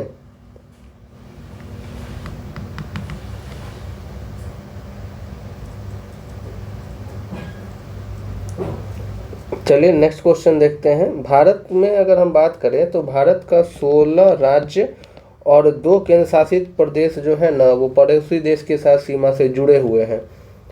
81 नंबर क्वेश्चन है हमारा कि प्रायद्वीपीय भारत की नदियों के बारे में असत्य कथन बताना है। कृष्णा नदी का उद्गम महाबलेश्वर महाराष्ट्र से होता है, ये स्टेटमेंट हमारा सही है। प्रायद्वीपीय नदियां समतल घाटियों से बहकर बहती है, ये भी सही है। ठोस पठारी भाग से प्रवाहित होने के कारण इन नदियों का मार्ग सीधा नहीं होता है, ये भी स्टेटमेंट सही है। यानी उपयुक्त में से एक से अधिक या उपयुक्त में से कोई नहीं। बात करें यहाँ पे, थोड़ा सा यहाँ पे मिस्टेक हो गया, और देखिए यहाँ पे थोड़ा इसको करेक्ट करिएगा। प्रायद्वीपीय नदियाँ जो हैं वो समतल घाटियाँ से होकर नहीं बहती हैं। प्रायद्वीपीय नदियाँ जो है चौड़ी एवं उथली घाटियों में होकर बहती है, तो इसीलिए हमारा ये स्टेटमेंट गलत हो जाएगा। और ठोस पठारी भाग में प्रवाहित होने के कारण इन नदियों का मार्ग सीधा नहीं हो पाता है। नहीं, ठोस पठारी भाग में प्रवाहित होने के कारण जो है इसका मार्ग सीधा और निश्चित होता है। ठीक है, तो डी नंबर ऑप्शन हो जाएगा कि एक से अधिक यहाँ पे गलत है। कोपेन के जलवायु के वर्गीकरण के अनुसार भारत में शुष्क ग्रीष्म वाली मानसून प्रकार की जलवायु कहाँ पाई जाती है? तो कोपेन के अनुसार जो है ये जलवायु तमिलनाडु के कोरोमंडल क्षेत्र में पाया जाता है। कोपेन ने जो है बिहार को CWG में रखा है। देखिए यहाँ पे अगर हम बात करें दक्षिण में गोवा के दक्षिण में भारत के पश्चिमी तट पर पाई जाने वाली जो जलवायु है उसको हम लोग AMW के नाम से जानते हैं। गर्म मरुस्थल यानी राजस्थान के पश्चिमी भाग में अगर हम बात करें तो यहाँ पे जो है वो BWHW जलवायु पाया जाता है। अगला है क्वेश्चन कि गंगा के मैदान में पश्चिम और उत्तर पश्चिम की ओर जाने वाली मानसूनी वर्षा घटती हुई मिलेगी। यहाँ पर देखें तो ये स्टेटमेंट हमारा बिल्कुल सही है। जो मानसूनी हवाएं हिमालय के साथ पश्चिम की ओर बढ़ती है उनकी आर्द्रता घटती है। दोनों स्टेटमेंट सही है और ये एक दूसरे का व्याख्या भी कर रहा है।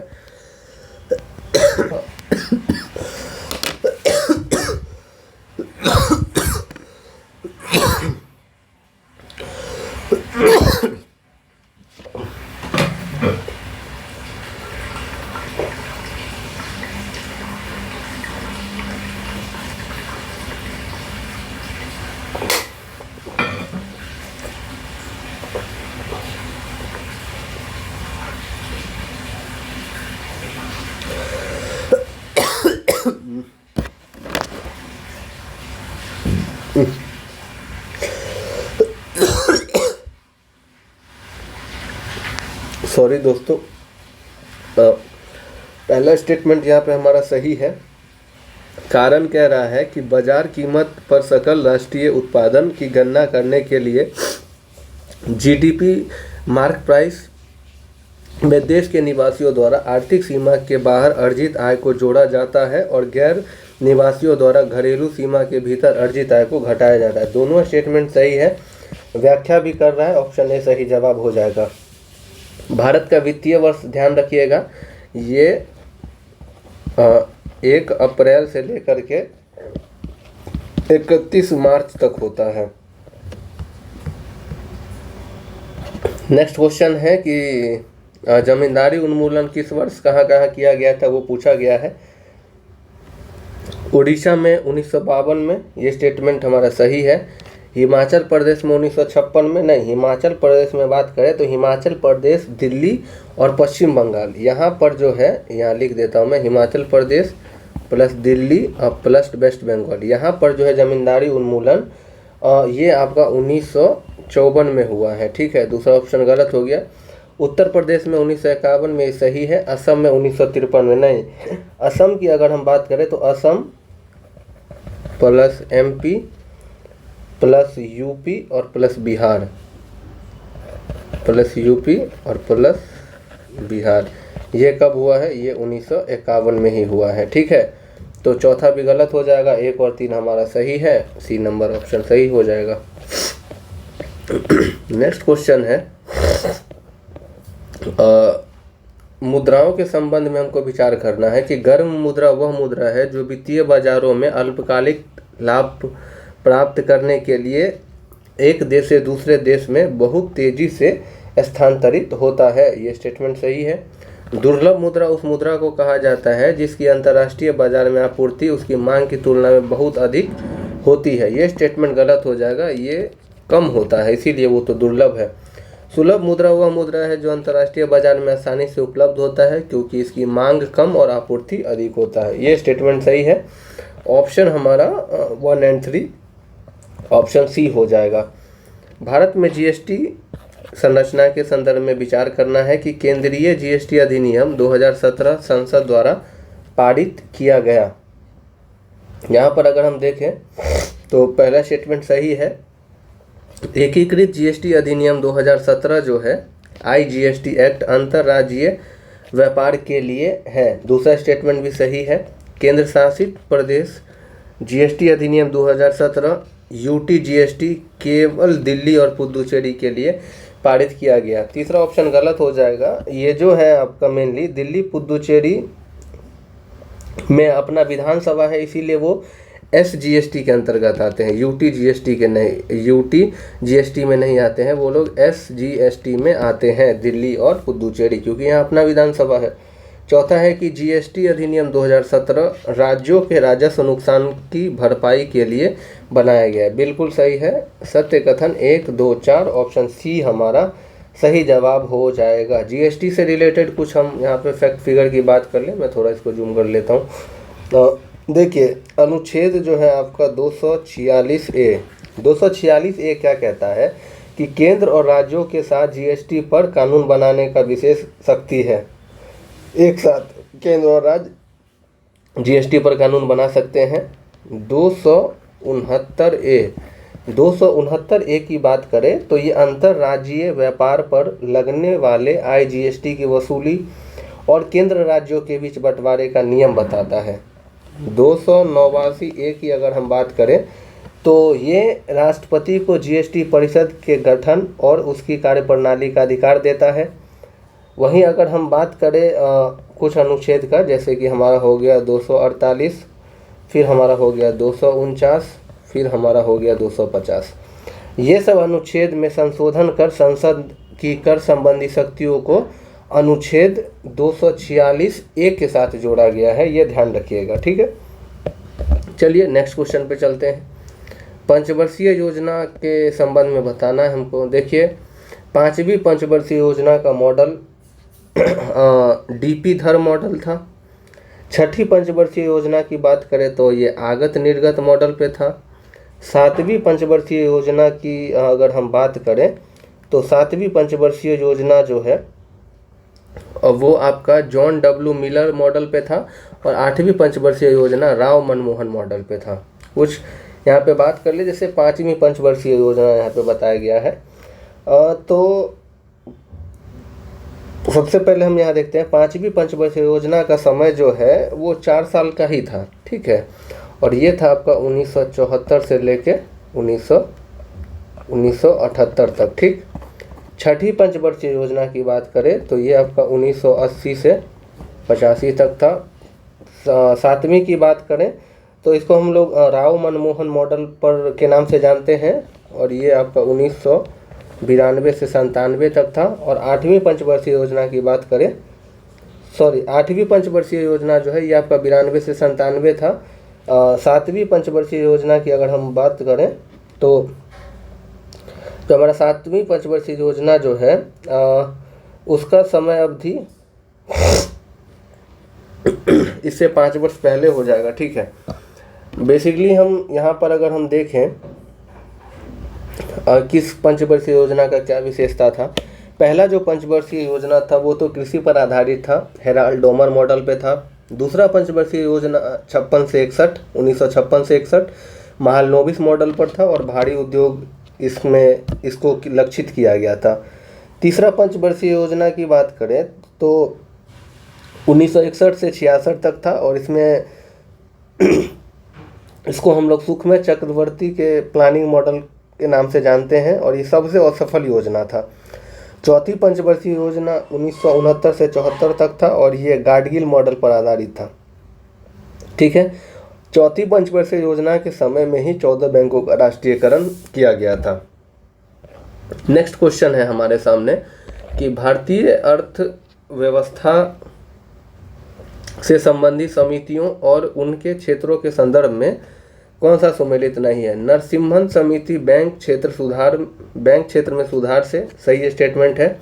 राजा चेलैया समिति कर सुधार, ये भी स्टेटमेंट सही है। सुरेश तेंदुलकर समिति औद्योगिक लाइसेंस, यही गलत है, ये हमारा आंसर हो जाएगा, क्योंकि सुरेश तेंदुलकर समिति जो है ये गरीबी का आकलन से था। ठीक है, ये गरीबी के आकलन से था। रंगराजन समिति भुगतान संतुलन और गरीबी मापन, ये भी सही है। केलकर समिति की बात करें तो वो PPP मॉडल पर आधारित था। मल्होत्रा समिति बीमा क्षेत्र में सुधार से। अबीद हुसैन समिति लघु उद्योग। महालनोबिस समिति राष्ट्रीय आय। तारपोर समिति रुपए की पूंजी खातों में परिवर्तन को लेकर गठित समिति थी।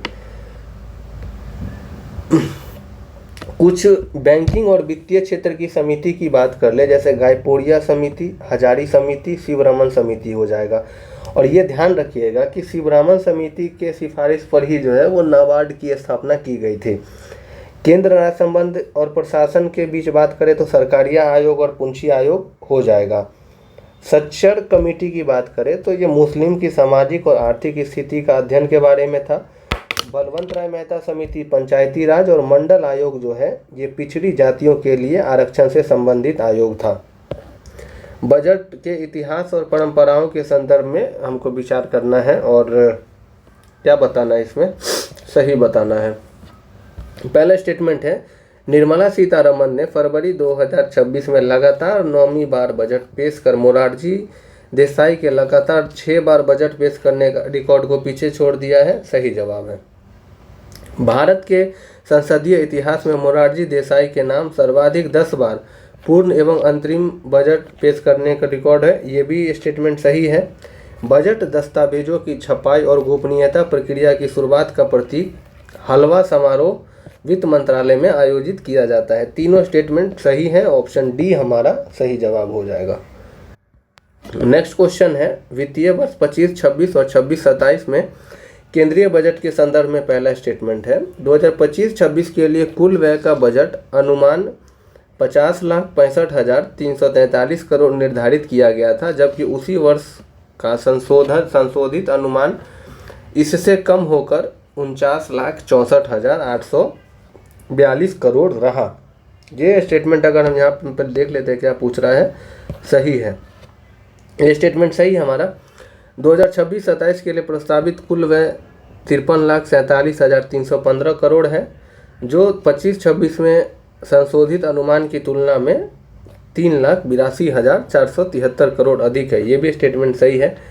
2025-26 के बजट अनुमान और संशोधित अनुमान के बीच का अंतर लगभग 1 लाख करोड़ है, जो यह संकेत देता है कि वास्तविक व्यय अनुमान से कम रहा, ये भी स्टेटमेंट सही है। 2026-27 में प्रस्तावित व्यय 2025-26 के बजट अनुमान की तुलना में भी कम है, जिससे व्यय में गिरावट का संकेत मिला है। यहाँ पर अगर हम देखेंगे तो 26-27 की तुलना में जो है 25-26 का अनुमान जो है ये कम नहीं है, ये हमारा अधिक है, और इसमें जो है ना ये व्यय में तेजी देखने को मिलता है। तो चौथा स्टेटमेंट गलत हो जाएगा, ए ऑप्शन हमारा सही हो जाएगा कि 1, 2, 3 हमारा सही है। बिहार के प्रमुख पुरातात्विक स्थल चिरांद, चेचर और मनेर किस काल के साक्ष्य प्राप्त हुए हैं, तो यहाँ पे नव पाषाण काल और ताम्र पाषाण काल दोनों साक्ष्य मिले हैं। चिरांद, चेचर और मनेर की हम थोड़ा बात कर लें तो जो चिरांद है आपका, ये आपका सारण में पड़ता है। चेचर की अगर हम बात करें तो चेचर आपका वैशाली में है, और मनेर की बात करें हम तो मनेर कहाँ है आपका, पटना में। साथ साथ आपको ध्यान रखना है कुछ पुरातात्विक स्थल, जैसे आपका हो जाएगा ताराडीह। ताराडीह कहाँ है, ताराडीह आपका बोध गया में है। सेनुआर की बात करें अगर हम तो सिनवार कहाँ है आपका? सिनवार आपका रोहतास में है। ये सब पुरातात्विक स्थल आपको ध्यान में रखना है। तो इसका सही जवाब सी हो जाएगा। बिहार में नुहानियों के उदय से संबंधित कौन सा कथन सत्य है? देखते हैं ऑप्शन। दरिया खान नुहानी के नाम 2 शिलालेख मिलता है बिहार शरीफ और हिसला से। तो ये स्टेटमेंट जो हमारा बिल्कुल सही है। लोदियों के शासनकाल में बिहार में नुहानियों का राजनीतिक उदय होता है, ये भी सही है। बिहार में नुहानियों की सत्ता 1995 से 96 से आरंभ हुई, जो 1530 में समाप्त हुई। सब स्टेटमेंट सही है। ऑप्शन डी हमारा सही जवाब हो जाएगा। बिहार में यूरोपीय कंपनियों की स्थापना के संबंध में कौन सा युग सुमेलित नहीं है? बिहार में पुर्तगाली फैक्ट्री 1951 में लगा था, यही स्टेटमेंट हमारा गलत हो जाएगा और आंसर हमारा ए आ गया, क्योंकि ये 17वीं सदी के पूर्वार्ध में लगा था। डच फैक्ट्री 1632 सही है, डेन फैक्ट्री 1774 सही है, ब्रिटिश 1951 सही है। नेक्स्ट क्वेश्चन हम देखते हैं। नेक्स्ट क्वेश्चन है कि दक्षिण बिहार के संबंध में असत्य कथन बताना है। पहला स्टेटमेंट है कि दक्षिण बिहार का मैदान पश्चिम में अधिक संकीर्ण होता है और पूरब में मुंगेर के पास चौड़ा हो जाता है। यही स्टेटमेंट हमारा गलत है, क्योंकि दक्षिण बिहार का मैदान पश्चिम में काफ़ी चौड़ा है। ठीक है, पश्चिम में जो है दक्षिण बिहार का मैदान पश्चिम में अधिक संकीर्ण नहीं है, कैसा है? अधिक चौड़ा है, और पूरब में मुंगेर के पास संकीर्ण हो जाता है। ठीक है, बाकी तो स्टेटमेंट सब सही ही है कि दक्षिण गंगा मैदान को 4 प्राकृतिक इकाइयों में विभाजित की गई है। गंगा का कगार, जल्ला और टाल, शाहाबाद, मगध और अंग का मैदान, गंगा मैदान की दक्षिणी सीमांत, ये तो सही है। खड़गपुर की पहाड़ियाँ मुंगेर, सुल्तानगंज और साहेबगंज में गंगा तट पर उभरी हुई है, जिससे गंगा उत्तर की ओर मुड़कर तीव्र विसर्प बनाती है, जिसकी सामान्य ऊंचाई 150 से 300 मीटर। ये भी सही है। गलत तो हमारा जो है ऑप्शन ए ही था। ठीक है, मिलान करना है। बिहार लोकसभा में अनुसूचित जनजाति के लिए कितना सीट आरक्षित है? तो वो अगर हम एसटी की बात करें तो बिहार लोकसभा में अनुसूचित जनजाति के लिए एक भी सीट आरक्षण नहीं है। बिहार लोकसभा में अनुसूचित जाति की बात करें तो बिहार लोकसभा में अनुसूचित जाति के लिए 6 सीटों का आरक्षण है। विधानसभा में अनुसूचित जनजाति के लिए जो है वो 2 सीटों का आरक्षण है, और अनुसूचित जाति के लिए विधानसभा में 38 सीटों का आरक्षण है। मिलाना है हमको, तो इसका सही जवाब जो है हमारा वो ऑप्शन नंबर डी हो जाएगा। दक्षिण बिहार ग्रामीण बैंक आधिकारिक रूप से कब अस्तित्व में आया है? तो दक्षिण बिहार ग्रामीण बैंक की बात करें तो ये 1 जनवरी 2019 में आया है। और दक्षिण बिहार जो है दक्षिण बिहार ग्रामीण बैंक की अगर हम बात करें तो 2 पुराने क्षेत्रीय ग्रामीण बैंक थे, मध्य बिहार ग्रामीण बैंक और बिहार ग्रामीण बैंक। इस दोनों को मिला करके जो है ये दक्षिण बिहार ग्रामीण बैंक बनाया गया है। 1 मई 2025 से उत्तर बिहार ग्रामीण बैंक और दक्षिण बिहार ग्रामीण बैंक को फिर से विलय कर दिया गया है, और अब पूरे बिहार के लिए एक ही बैंक है जिसका नाम क्या है? बिहार ग्रामीण बैंक। ये ध्यान रखिएगा। अगला क्वेश्चन है, यहाँ पे हमको मिलाना है कि कौन से संस्थान का स्थापना कब हुआ है? बिहार अरबी फारसी संस्थान। बिहार अरबी फारसी संस्थान की स्थापना 1955-56 में। बिहार वैशाली संघ का स्थापना 1945 में। बिहार प्राकृतिक जैन संस्थान की स्थापना की बात करें तो वो हुआ है 1955 में, और बिहार मैथिली परिषद की स्थापना 1939 में हुआ है। सही जवाब जो हमारा ऑप्शन नंबर डी हो जाएगा। नेक्स्ट क्वेश्चन चलते हैं। बिहार की आर्थिक समीक्षा से संबंधित कथन है, विचार करना है, गलत बताना है। बिहार की आर्थिक समीक्षा Bihar institute of public finance and policy द्वारा तैयार किया जाता है। ये स्टेटमेंट अगर हम देखें बिल्कुल सही है। 2025-26 की बिहार की 21वीं आर्थिक समीक्षा को यहाँ पे अगर हम देखें तो 2025-26 का जो ये आर्थिक समीक्षा था ना, ये 20वां आर्थिक समीक्षा था। यही स्टेटमेंट हमारा गलत हो गया, और ये वित्त मंत्री विजेंद्र प्रसाद यादव ने 2 फरवरी 2026 को जो है ये विधानसभा में प्रस्तुत किया था। ये सही है। 2025-26 का जो बिहार का ये आर्थिक समीक्षा है ये 20वां आर्थिक समीक्षा है। गलत केवल दूसरा हो जाएगा। बिहार बजट के बारे में बताना है 26-27 के बारे में कि वित्तीय वर्ष 26-27 के लिए बिहार का कुल बजट का आकार इतना है 3,47,589 करोड़ रुपए।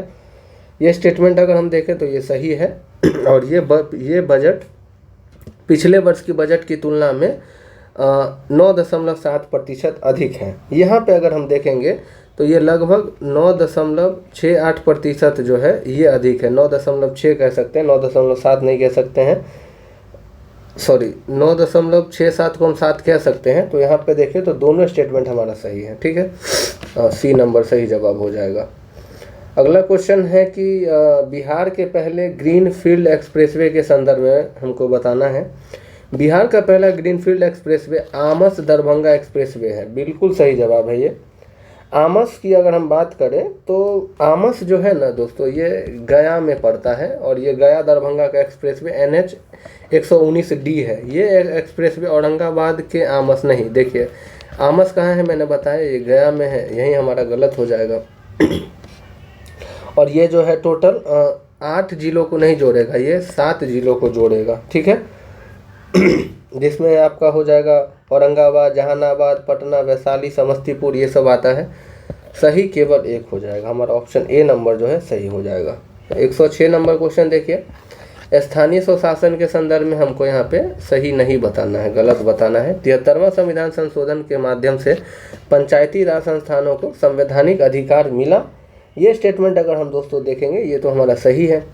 स्थानीय कर लगाना एवं करों को संग्रहित करना ग्राम सभा का कार्य होता है, नहीं ये ग्राम सभा का कार्य नहीं होता है, गलत हो जाएगा। ये जो है ये ग्राम पंचायत का कार्य होता है, ठीक है। राज्य वित्त आयोग का गठन 243 आई के तहत किया जाता है, ये स्टेटमेंट सही है। केवल 2 हमारा सही जवाब हो जाएगा। अनुच्छेद और संबंधित विषय को मिलाना है।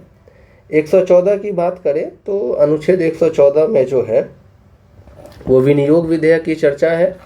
अनुच्छेद 116 में लेखानुदान, प्रत्यानुदान और अववादानुदान का वर्णन मिलता है। 120 की बात करें तो संसद में प्रयोग की जाने वाली भाषा और 122 में न्यायालयों द्वारा संसद की कार्यवाही जांच नहीं किया जाएगा उसका विषय बताता है। सही जवाब की अगर बात करें ऑप्शन बी हो जाएगा। कुछ और आर्टिकल देख लेते हैं। 108 में संयुक्त अधिवेशन की विषय वस्तु बताई गई है। 110 में धन विधेयक, 111 में विधेयक पर अनुमति, 112 में वार्षिक वित्तीय विवरण, 114 में विनियोग विधेयक, 116 का मैंने बता ही दिया कि लेखानुदान विधेयक, 120 में संसद में प्रयोग की जाने वाली भाषा, 123 में राष्ट्रपति का अध्यादेश, ये ध्यान रखिएगा। अगला है कि कितने युग्म सम्मिलित हैं, देखते हैं। जहाँ पे अगर हम देखें परमादेश, परमादेश का मतलब रोकना होता है, नहीं, परमादेश का अर्थ होता है हम आदेश देते हैं, हम आदेश देते हैं। पहला स्टेटमेंट गलत हो गया। प्रतिषेध का मतलब क्या है? प्रतिषेध का मतलब क्या होता है? रोकना होता है, तो दूसरा स्टेटमेंट भी गलत हो गया। उत्प्रेषण का अर्थ है कि वारंट के द्वारा या प्राधिकृत या वारंट के द्वारा। उत्प्रेषण का अर्थ होता है हमारा कि प्रमाणित होना या सूचना देना। क्या होता है? प्रमाणित होना या सूचना देना, ये भी गलत। बंदी प्रत्यक्षीकरण, शरीर को जो है सशरीर प्रस्तुत करना है और ये 24 घंटे में न्यायालय के समक्ष प्रस्तुत किया जाता है। केवल जो है हमारा चौथा स्टेटमेंट दोस्तों सही है। देखते हैं इसमें हमारा हो जाएगा केवल एक युग्म सही है, डी नंबर ऑप्शन। राज्य के विधानमंडल के संदर्भ में सही नहीं बताना है। विधानसभा एक निरंतर चलने वाला सदन नहीं है। अगर हम देखें तो ये स्टेटमेंट बिल्कुल सही है, क्योंकि 5 वर्षों में ये विघटित हो जाता है। विधानसभा सदस्य हेतु न्यूनतम आयु 25 वर्ष सही है। दल बदल के तहत सदस्यों की निर्भरता का मामला राज्य के राज्यपाल का निर्णय अंतिम होगा, नहीं, ये विधानसभा के अध्यक्ष जो होते हैं इनका निर्णय अंतिम होता है। यही स्टेटमेंट गलत है, आंसर सी हो जाएगा। ठीक है, विधान परिषद देखें तो विधानसभा के अध्यक्ष और विधान परिषद के जो सभापति होते हैं वो फैसला लेते हैं। ठीक है, विधानसभा के अध्यक्ष सदन के बराबर मत होने की स्थिति में निर्णायक मत दे सकते, ये सही है। ग्राम न्यायालय में न्यायाधिकारियों की नियुक्ति राज्य सरकार किसकी सहमति से करती है? तो राज्य सरकार जो है इसकी जो नियुक्ति है वो उच्च न्यायालय के असहमति पे करती है। उपराष्ट्रपति का पद रिक्त होने पर नया चुनाव 6 महीने के भीतर करना अनिवार्य है। ऐसा कोई अनिवार्यता नहीं है। तो हमारा पहला जो ऑप्शन है वो तो हमारा गलत हो गया, क्योंकि इसमें ये बोला गया है ना कि केवल यथाशीघ्र की बात की गई है। कैसे? यथाशीघ्र करना है। अब यथाशीघ्र 6 महीना भी हो सकता है, 2 साल भी हो सकता है। संविधान में उपराष्ट्रपति की मृत्यु या इस्तीफा के कारण हुई रिक्त को भरने के लिए शीघ्रातिशीघ्र चुनाव करने का प्रावधान है। ये स्टेटमेंट हमारा सही हो जाएगा। तो इसकी बात करें अगर हम, तो 111 का आंसर हमारा सी हो जाएगा कि ए गलत, आर सही है। राष्ट्रपति पर महाभियोग चलाने के लिए सदन के किस प्रकार के बहुमत की आवश्यकता होती है? तो सदन की कुल सदस्य का 2/3 बहुमत इसमें चाहिए। चलाने के लिए दोस्तों बोल रहा है यहाँ पे, राष्ट्रपति पर महाभियोग चलाने के लिए सदन में किस प्रकार के बहुमत की आवश्यकता होती है? तो 2/3 का बहुमत आवश्यकता है, और ये जो है आर्टिकल 61 में हमको इसका वर्णन मिलता है। ऑप्शन सी हमारा सही जवाब हो जाएगा। नेक्स्ट क्वेश्चन चलते हैं कि कह रहा है कि अनुच्छेद 359 के तहत राष्ट्रपति आपातकाल के दौरान सभी मूल अधिकारों के प्रवर्तन को निलंबित कर सकता है। ऐसा नहीं है, 20 और 21 को छोड़कर ऐसा किया जा सकता है। 44वें संविधान संशोधन अधिनियम 1978 के बाद राष्ट्रपति 20-21 द्वारा दिए गए अधिकारों को लागू करने के लिए अधिकार को निलंबित नहीं कर सकता। बिल्कुल सही जवाब है, ये सही है। तो इसका हमारा जवाब डी नंबर हो जाएगा, ए गलत, आर सही है। ठीक है।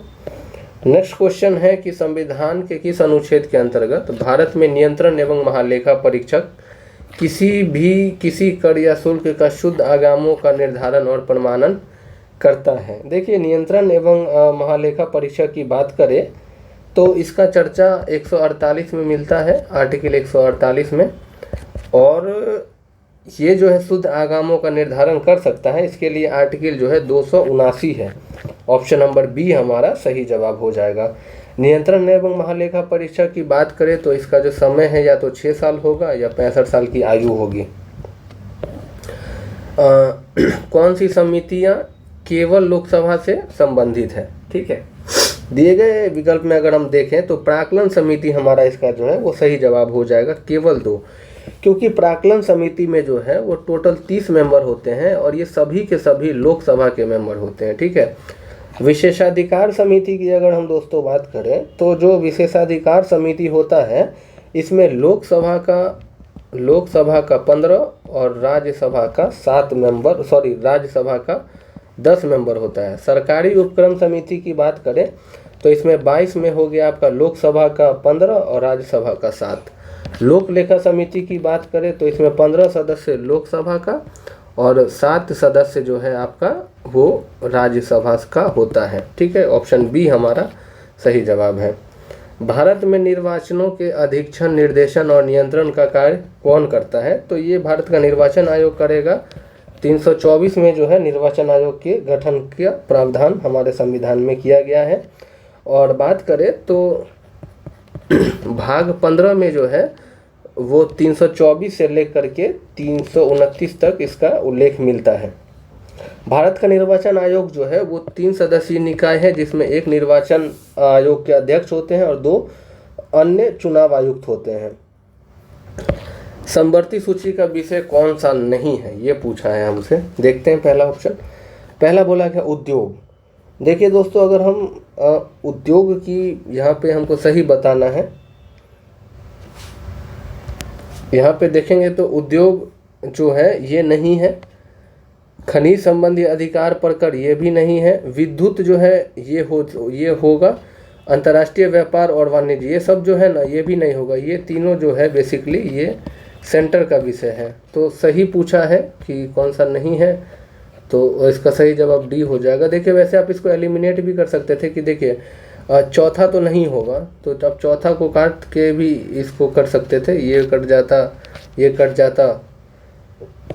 इस तरीके से राज्यसभा के संदर्भ में विचार करना है राज्यसभा के सभापति का चुनाव निर्वाचन के बाद होने वाले इसकी प्रथम बैठक में उपस्थित सदस्यों में से किया जाता है। ऐसा नहीं है, क्योंकि राज्यसभा का सभापति जो है इसका कोई चुनाव ही नहीं होता है। जो भारत देश का उपराष्ट्रपति होगा वो राज्यसभा का सभापति होगा, ऐसा हमारे संविधान में इसका वर्णन मिलता है। ठीक है, और ये कौन कहता है? आर्टिकल 64 कहता है कि जो भारत का उपराष्ट्रपति राज्यसभा का पदेन सभापति होता है। अगला है कि राज्यसभा में किन्हीं भी दो सदनों की सीटों की संख्या एक समान नहीं हो सकती। ऐसा नहीं है, हो सकता है। ठीक है, क्योंकि राज्यसभा में सीटों का बंटवारा जो है वो राज्य के जनसंख्या के अनुपात में किया जाता है।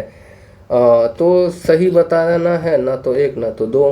राष्ट्रीय अनुसूचित जनजाति आयोग के कार्यों एवं शक्तियों के संबंध में कौन सा कथन सही है? बात करें तो सी नंबर ऑप्शन हमारा सही हो जाएगा कि किसी विवाद की स्थिति में भारत के किसी भी भाग से किसी व्यक्ति को समन एवं हाजिर करने का अधिकार जो है वो अनुसूचित जनजाति आयोग का शक्ति है। ठीक है, और अगर हम बात करें कि अनुसूचित जनजाति आयोग एक संवैधानिक निकाय है जिसका चर्चा 338A में किया गया है। 2004 में बात करें तो राष्ट्रीय अनुसूचित जनजाति आयोग अस्तित्व में आया था।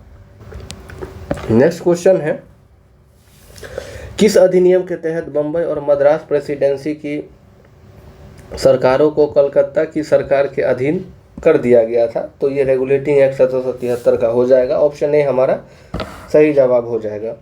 1786 के अधिनियम में जो है गवर्नर जनरल को प्रधान सेनापति की शक्ति प्रदान की गई थी। 1833 का चार्टर अधिनियम में जो है इल्बर्ट बिल के माध्यम से केंद्रीय विधानमंडल अथवा शाही विधान परिषद की नींव रखी गई थी। 1853 के अधिनियम द्वारा जो है ये विधायिका का विस्तार किया गया था। ठीक है, वेदांत के संदर्भ में हमको विचार करना है और यहाँ पे हमको मेनली सही स्टेटमेंट बताना है। वेदांत का शाब्दिक अर्थ वेदों का अंत है, सही बात है। यह मुख्य रूप से यज्ञ एवं कर्मकांडों का खंडन करता है, दोनों स्टेटमेंट सही है। ऑप्शन सी हमारा यहाँ पे सही जवाब हो जाएगा। पंचायतन शैली में निर्मित मंदिरों में मुख्य देवता का मंदिर केंद्र में होता है जो 4 अन्य छोटे सहायक मंदिरों से घिरा होता है। यहाँ पर अगर हम देखेंगे तो ये स्टेटमेंट हमारा सही है। उत्तर भारत के खजुराहो में स्थित कंदड़िया महादेव और भुवनेश्वर का लिंगराज मंदिर पंचायतन शैली का उत्कृष्ट एग्जाम्पल है। दोनों सही है लेकिन एक दूसरे का व्याख्या नहीं है। ऑप्शन डी हमारा सही जवाब हो जाएगा। पंचायतन मंदिर का मुख्य एग्जाम्पल देखें तो दशावतार मंदिर हो जाएगा देवगढ़ उत्तर प्रदेश का, कंदड़िया खजुराहो का, लिंगराज हो जाएगा भुवनेश्वर का और लक्ष्मण मंदिर भी खजुराहो का जो है पंचायतन शैली का उदाहरण है। अगला क्वेश्चन है, महाकवि भरवी द्वारा रचित किरातु जुर्नियम का कथानायक मुख्य रूप से किस पर आधारित है? तो इसका जो कथानायक है वो महाभारत के वन पर्व पर आधारित है। कृषि के अतिरिक्त संगम काल में अन्य महत्वपूर्ण उद्योग कौन से थे? तो वो मछली उत्पादन और जहाज़ों का निर्माण था। ऑप्शन बी सही जवाब हो जाएगा। जैन दर्शन से संबंधित सिद्धांत नहीं है तो जैन दर्शन से जो है वो शून्यवाद का सिद्धांत नहीं है, यानी हमारा ऑप्शन 2 हो जाएगा। बाकी न्यायवाद और अनेकांतवाद जो है ये जैन दर्शन का सिद्धांत है। जैन शून्यवाद जो है बेसिकली ये बौद्ध दर्शन का सिद्धांत है।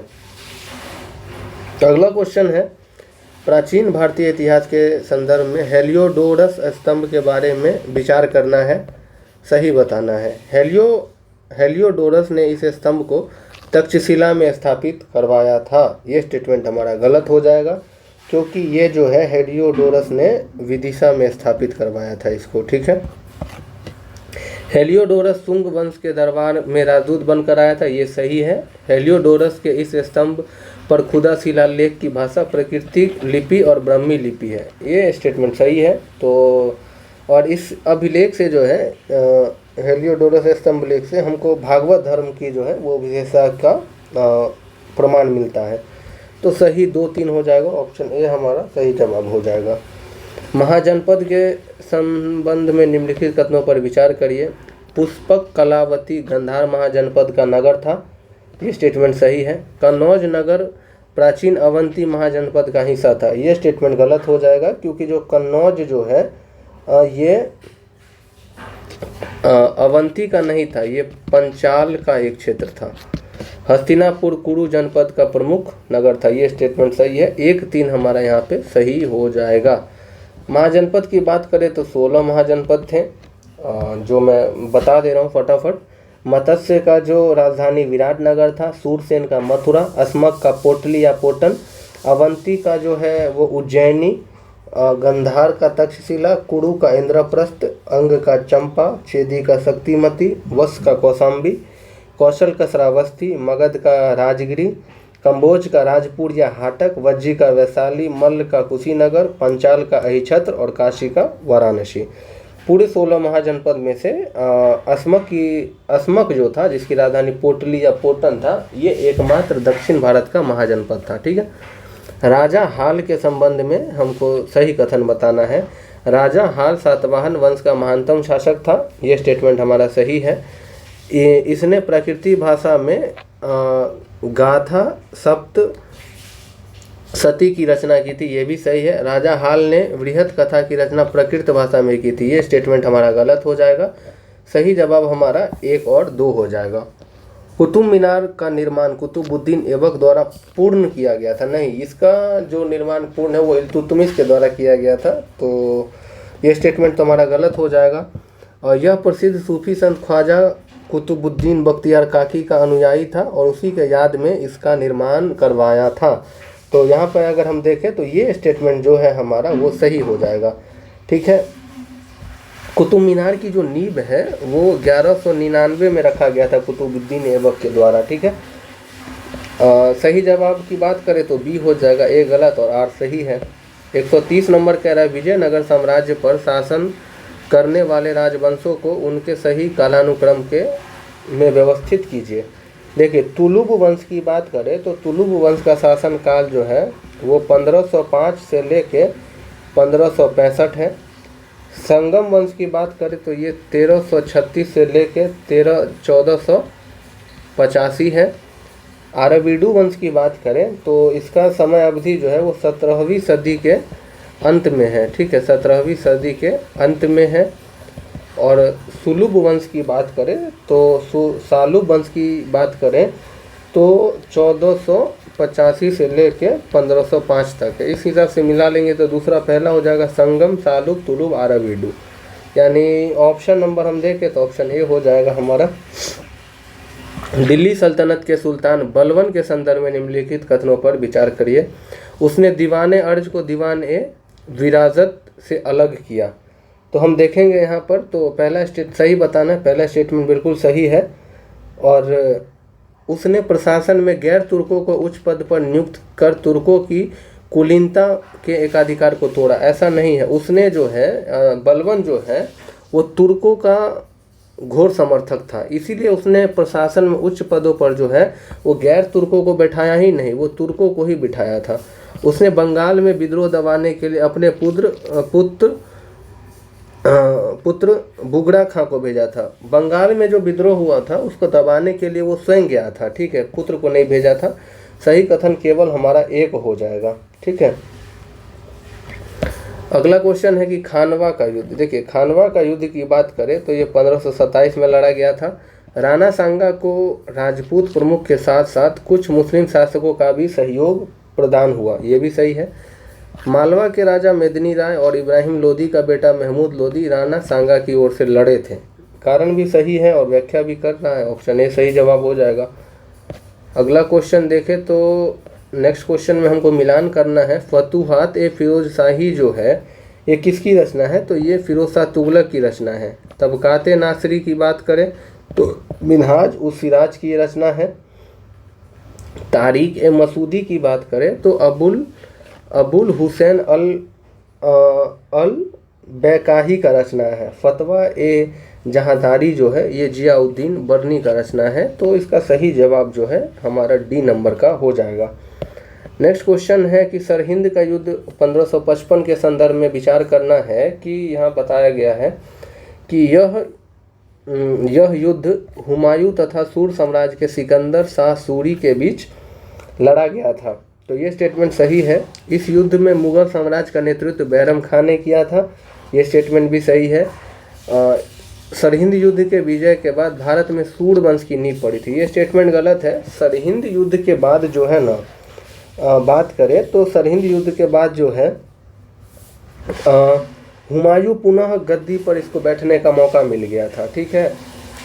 तो सही जवाब हमारा हो जाएगा कि 1 और 2 सही है। बाकी देख ले तो 1540 के कन्नौज के युद्ध में जो है वो शेरशाह सूरी को हराने के बाद हुमायूं को भगा दिया था और उसी समय में सूरवंश की स्थापना की गई थी।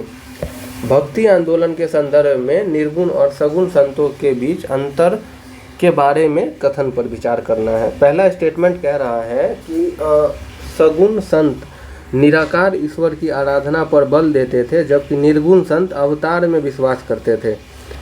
यहाँ पे देखेंगे तो हमारा पहला स्टेटमेंट गलत हो जाएगा। सगुण संत वाले जो लोग थे वो अवतार में विश्वास रखते थे और वो लोग मूर्ति की पूजा करते थे। निर्गुण वाले जो हैं वो ईश्वर के निराकार की आराधना करते थे।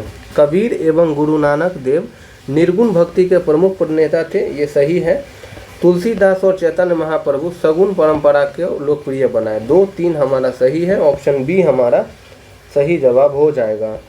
विचार करना है, कॉर्नवालिस कोड 1793 का मुख्य उद्देश्य प्रशासन एवं कानून को एक निश्चित ढांचे में व्यवस्थित करना ताकि शक्ति का दुरुपयोग न हो, यह स्टेटमेंट सही था। कॉर्नवालिस द्वारा ईस्ट इंडिया कंपनी के सेवा कर्मियों को 3 शाखा में सैन्य, राजस्व और न्यायिक में बांटा गया। नहीं, ये स्टेटमेंट हमारा गलत हो जाएगा क्योंकि कॉर्नवालिस ने जो है ना वो राजस्व, न्यायिक और वाणिज्यिक शाखा में बांटा था, सैन्य में नहीं, ठीक है। सही हो जाएगा केवल 1 हमारा। अगला क्वेश्चन है 137 नंबर कि स्वदेशी आंदोलन के दौरान निम्नलिखित में से किसने बोखीर भंडार यानी लक्ष्मी भंडार 1903 में स्थापित किया था? तो ये सरला देवी के द्वारा इसका स्थापना किया गया था।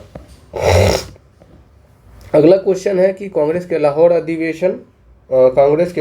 अधिवेशन के संदर्भ में निम्नलिखित कथनों पर विचार करिए। लाहौर अधिवेशन की बात करें तो ये 1929 में हुआ है। इस अधिवेशन में पूर्ण स्वराज को कांग्रेस अपना लक्ष्य घोषित करता है। ये स्टेटमेंट अगर हम देखेंगे, पहले देख लेते, पूछा गया गलत पूछा है, तो पहला स्टेटमेंट हमारा सही है। कांग्रेस ने तय किया कि दूसरे गोलमेज सम्मेलन में भाग लेगा नहीं, इसमें नहीं किया गया था। कांग्रेस अधिवेशन में निर्णय लिया गया कि कांग्रेस सदस्य भविष्य के काउंसिल चुनाव में भाग नहीं लेंगे। ये भी स्टेटमेंट सही है। गलत पूछा है तो इसका आंसर जो है हमारा केवल दूसरा गलत हो जाएगा, डी नंबर आंसर सही होगा। 26 जनवरी 1930 का दिन पूरे राष्ट्र में प्रथम स्वतंत्रता आंदोलन मनाने का निर्णय यही लाहौर अधिवेशन में किया गया था और गोलमेज सम्मेलन का बहिष्कार भी किया गया था। सविनय अवज्ञा आंदोलन के बारे में हमको विचार करना है। यहाँ पे देखिए, तमिलनाडु के तंजौर समुद्र तट पर केलपन ने नमक कानून तोड़ा था। यहाँ पर अगर हम देखेंगे तो ये स्टेटमेंट हमारा गलत हो जाएगा। तमिलनाडु के तंजौर तट पर जो है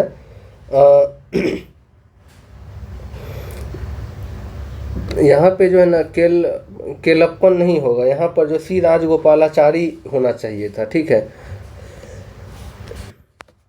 मालाबार में सी राजगोपालाचारी ने नमक यात्रा त्रिचिनापल्ली से वेदारन तक यात्रा किया था। ये यात्रा जो है ये केलप्पन के द्वारा किया गया था। दोनों इंटरचेंज है, 1 और 2 गलत हो गया। मध्य प्रांत में सविनय अवज्ञा आंदोलन के दौरान वन कानून तोड़ा गया था, ये स्टेटमेंट सही है। केवल जो है तीसरा हमारा सही जवाब हो जाएगा। भारत शासन अधिनियम 1935 के तहत वर्ष 1937 में दिल्ली में एक संघीय न्यायालय की स्थापना की गई थी। ये स्टेटमेंट हमारा यहाँ पे सही हो जाएगा। यह संघीय न्यायालय भारत की अंतिम अपीलीय न्यायालय था और इसके विरुद्ध कहीं भी अपील नहीं की जा सकती थी। ये स्टेटमेंट गलत है। उस समय ऐसा नियम नहीं था क्योंकि इसके विरुद्ध जो है प्रीवी काउंसिल में अपील किया जा सकता था। और हो जाएगा, ये सही है, आर गलत है। अगला क्वेश्चन पे चलते हैं। नेक्स्ट क्वेश्चन है हमारे सामने यहाँ पे कि 1906 के पंजीकरण प्रमाण पत्र के विरुद्ध सत्याग्रह के संदर्भ में निम्नलिखित कथनों पर विचार करें। पहला स्टेटमेंट कह रहा है, सही बताना है, इस कानून के तहत प्रत्येक भारतीय को विवाह पंजीकरण प्रमाणन अपने पास रखना अनिवार्य था। ऐसी कोई अनिवार्यता नहीं थी। पहला हमारा गलत हो जाएगा क्योंकि पंजीकरण प्रमाण पत्र निवास से संबंधित था, विवाह से नहीं। ठीक है, यहाँ विवाह दे दिया है, ये मुख्यतः किससे, निवास से संबंधित था। गांधी जी के नेतृत्व में भारतीयों ने इस कानून का विरोध में अहिंसक प्रतिरोध सभा का गठन किया था।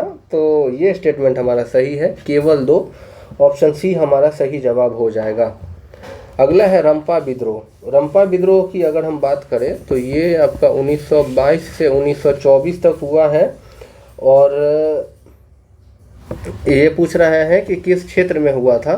तो रंपा विद्रोह जो है ये पूर्वी घाट के क्षेत्र में हुआ था। ठीक है, और इस विद्रोह को जो है वो मानियम विद्रोह के नाम से भी जाना जाता है। ऑप्शन ए हमारा यहाँ पे सही जवाब हो जाएगा। और रंपा विद्रोह के नेतृत्व जो है अल्लूरी सीताराम राजू के द्वारा किया गया था। 1749 में हुए अंबर के युद्ध के संबंध में कौन सा कथन सत्य है? सही जवाब ऑप्शन ए ही हो जाएगा, क्योंकि फ्रांसीसी गवर्नर डुप्ले की सहायता से चंदा साहब ने अनवरुद्दीन को पराजित किया था। Option A is the right answer. Next question है, मिलान करना है। मथुरा से जो है विद्रोह के नेता कौन थे? मथुरा से जो है वो देवी सिंह थी। मेरठ से बात करें तो मेरठ से कदम सिंह थे। हरियाणा से राव तुला राव थे और रायपुर से नारायण सिंह थे। ऑप्शन बी हमारा सही जवाब हो जाएगा। 19वीं शताब्दी के दौरान ब्रिटिश शासन के अंतर्गत भारत के पारंपरिक हस्तशिल्प और सूती वस्त्र उद्योग का भारी पतन हुआ। ये स्टेटमेंट सही है। ब्रिटिश सरकार ने भारतीय उद्योगों को संरक्षण देने के लिए भारी आयात शुल्क लगाए थे। ऐसा नहीं था, उसने उद्योग को संरक्षण नहीं दिया बल्कि उद्योगों को ख़त्म करने का हर संभव प्रयास किया था।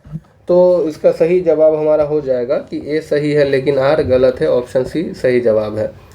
नेक्स्ट क्वेश्चन देख रहे हैं कि देशी रियासत के संदर्भ में घेरे की नीति के संदर्भ में कथनों पर विचार करिए। इस नीति का मुख्य उद्देश्य कंपनी के प्रदेशों की रक्षा के लिए बफर स्टेट बनाना था। ये स्टेटमेंट हमारा गलत हो जाएगा कि घेरे की नीति का समय मुख्यतः अगर हम देखें तो ये 1765 से लेके 1813 तक था। ठीक है, और इसका उद्देश्य कंपनी के क्षेत्र को मराठों और अफगान आक्रमणकारियों से बचाना था। ठीक है, वारेन हेस्टिंग्स के समय अवध के प्रति अपनाई गई नीति इसका एक प्रमुख उदाहरण था। नहीं, अवध ने जो है सहायक संधि की नीति अपनाई थी। दूसरा ऑप्शन भी गलत हो जाएगा, न तो 1 न तो 2। एक मिनट इसको थोड़ा करेक्ट करिएगा। ये दोनों स्टेटमेंट सही है, असत्य है तो डी हो जाएगा। ठीक है, अगला क्वेश्चन है, 19वीं शताब्दी में गिरमिटिया प्रणाली के तहत भारतीय श्रमिकों को प्रवासन केवल आर्थिक कारणों तक सीमित नहीं था बल्कि यह वैश्विक साम्राज्यवादी नीतियों का परिणाम था। ये स्टेटमेंट सही है।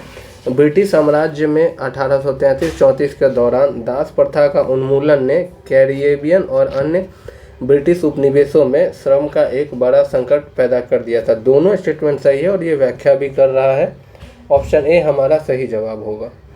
कौन सा कार्य ईश्वरचंद विद्यासागर से संबंधित नहीं है? बहुपत्नी प्रथा तथा बाल विवाह का विरोध ये ईश्वरचंद विद्यासागर के द्वारा किया गया था। सही बात है। संस्कृत कॉलेज के दरवाजे गैर ब्राह्मण जातियों के लिए खोलना, ये भी सही है।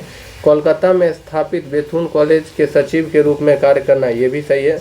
पश्चात शिक्षा का विरोध, ये सही नहीं है। यही हमारा आंसर होगा, क्योंकि ईश्वरचंद विद्यासागर पश्चात शिक्षा के समर्थित माने जाते हैं। इन्होंने 1956 में जो है वो हिंदू विधवा पुनर्विवाह अधिनियम जो है 1956 में इन्हीं के अथक प्रयासों द्वारा लागू किया गया था। इनका जो जन्म है वो 1820 में 26 सितंबर को मेदिनी राय जिला पश्चिम बंगाल में एक ब्राह्मण परिवार में हुआ था। रामोसी कृषक दल की स्थापना किसने किया था? रामोसी कृषक दल की स्थापना जो है ये मेनली आपका 1879 में हुआ है वासुदेव बलवंत फड़के के द्वारा। बालकृष्ण चापेकर की बात करें तो बालकृष्ण चापेकर तथा दामोदर चापेकर ने जो है इन्होंने 1897 में पूना में प्लेग कमिश्नर रेड और आयस्टस की हत्या की थी। चितरंजन दास की अगर हम बात करें तो इन्होंने 1923 में जो है वो स्वराज पार्टी की स्थापना की थी मोतीलाल नेहरू के साथ मिलकर। एम.एन. जोशी की बात करें तो 1920 में all India trade union Congress की स्थापना में इन्होंने महत्वपूर्ण भूमिका निभाई थी। आज का लास्ट क्वेश्चन है कि बंगाल में क्रांतिकारी आंदोलन के संबंध में विचार करना है। बंगाल में प्रीतिलता वाडेदार ने चटगांव रेलवे इंस्टीट्यूट पर छापा मारा था, ये स्टेटमेंट सही है। 1932 में बीना दास ने दीक्षांत समारोह में गवर्नर पर गोली चलाई, दोनों स्टेटमेंट सही है। ऑप्शन सी हमारा सही जवाब हो जाएगा। यहीं पे जो है हमारा 7वां टेस्ट समाप्त होता है। अब जो है हम लोग 8वां टेस्ट और इसी तरह करके हम लोग जल्दी से जल्दी पूरा टेस्ट कंप्लीट करने का कोशिश करेंगे।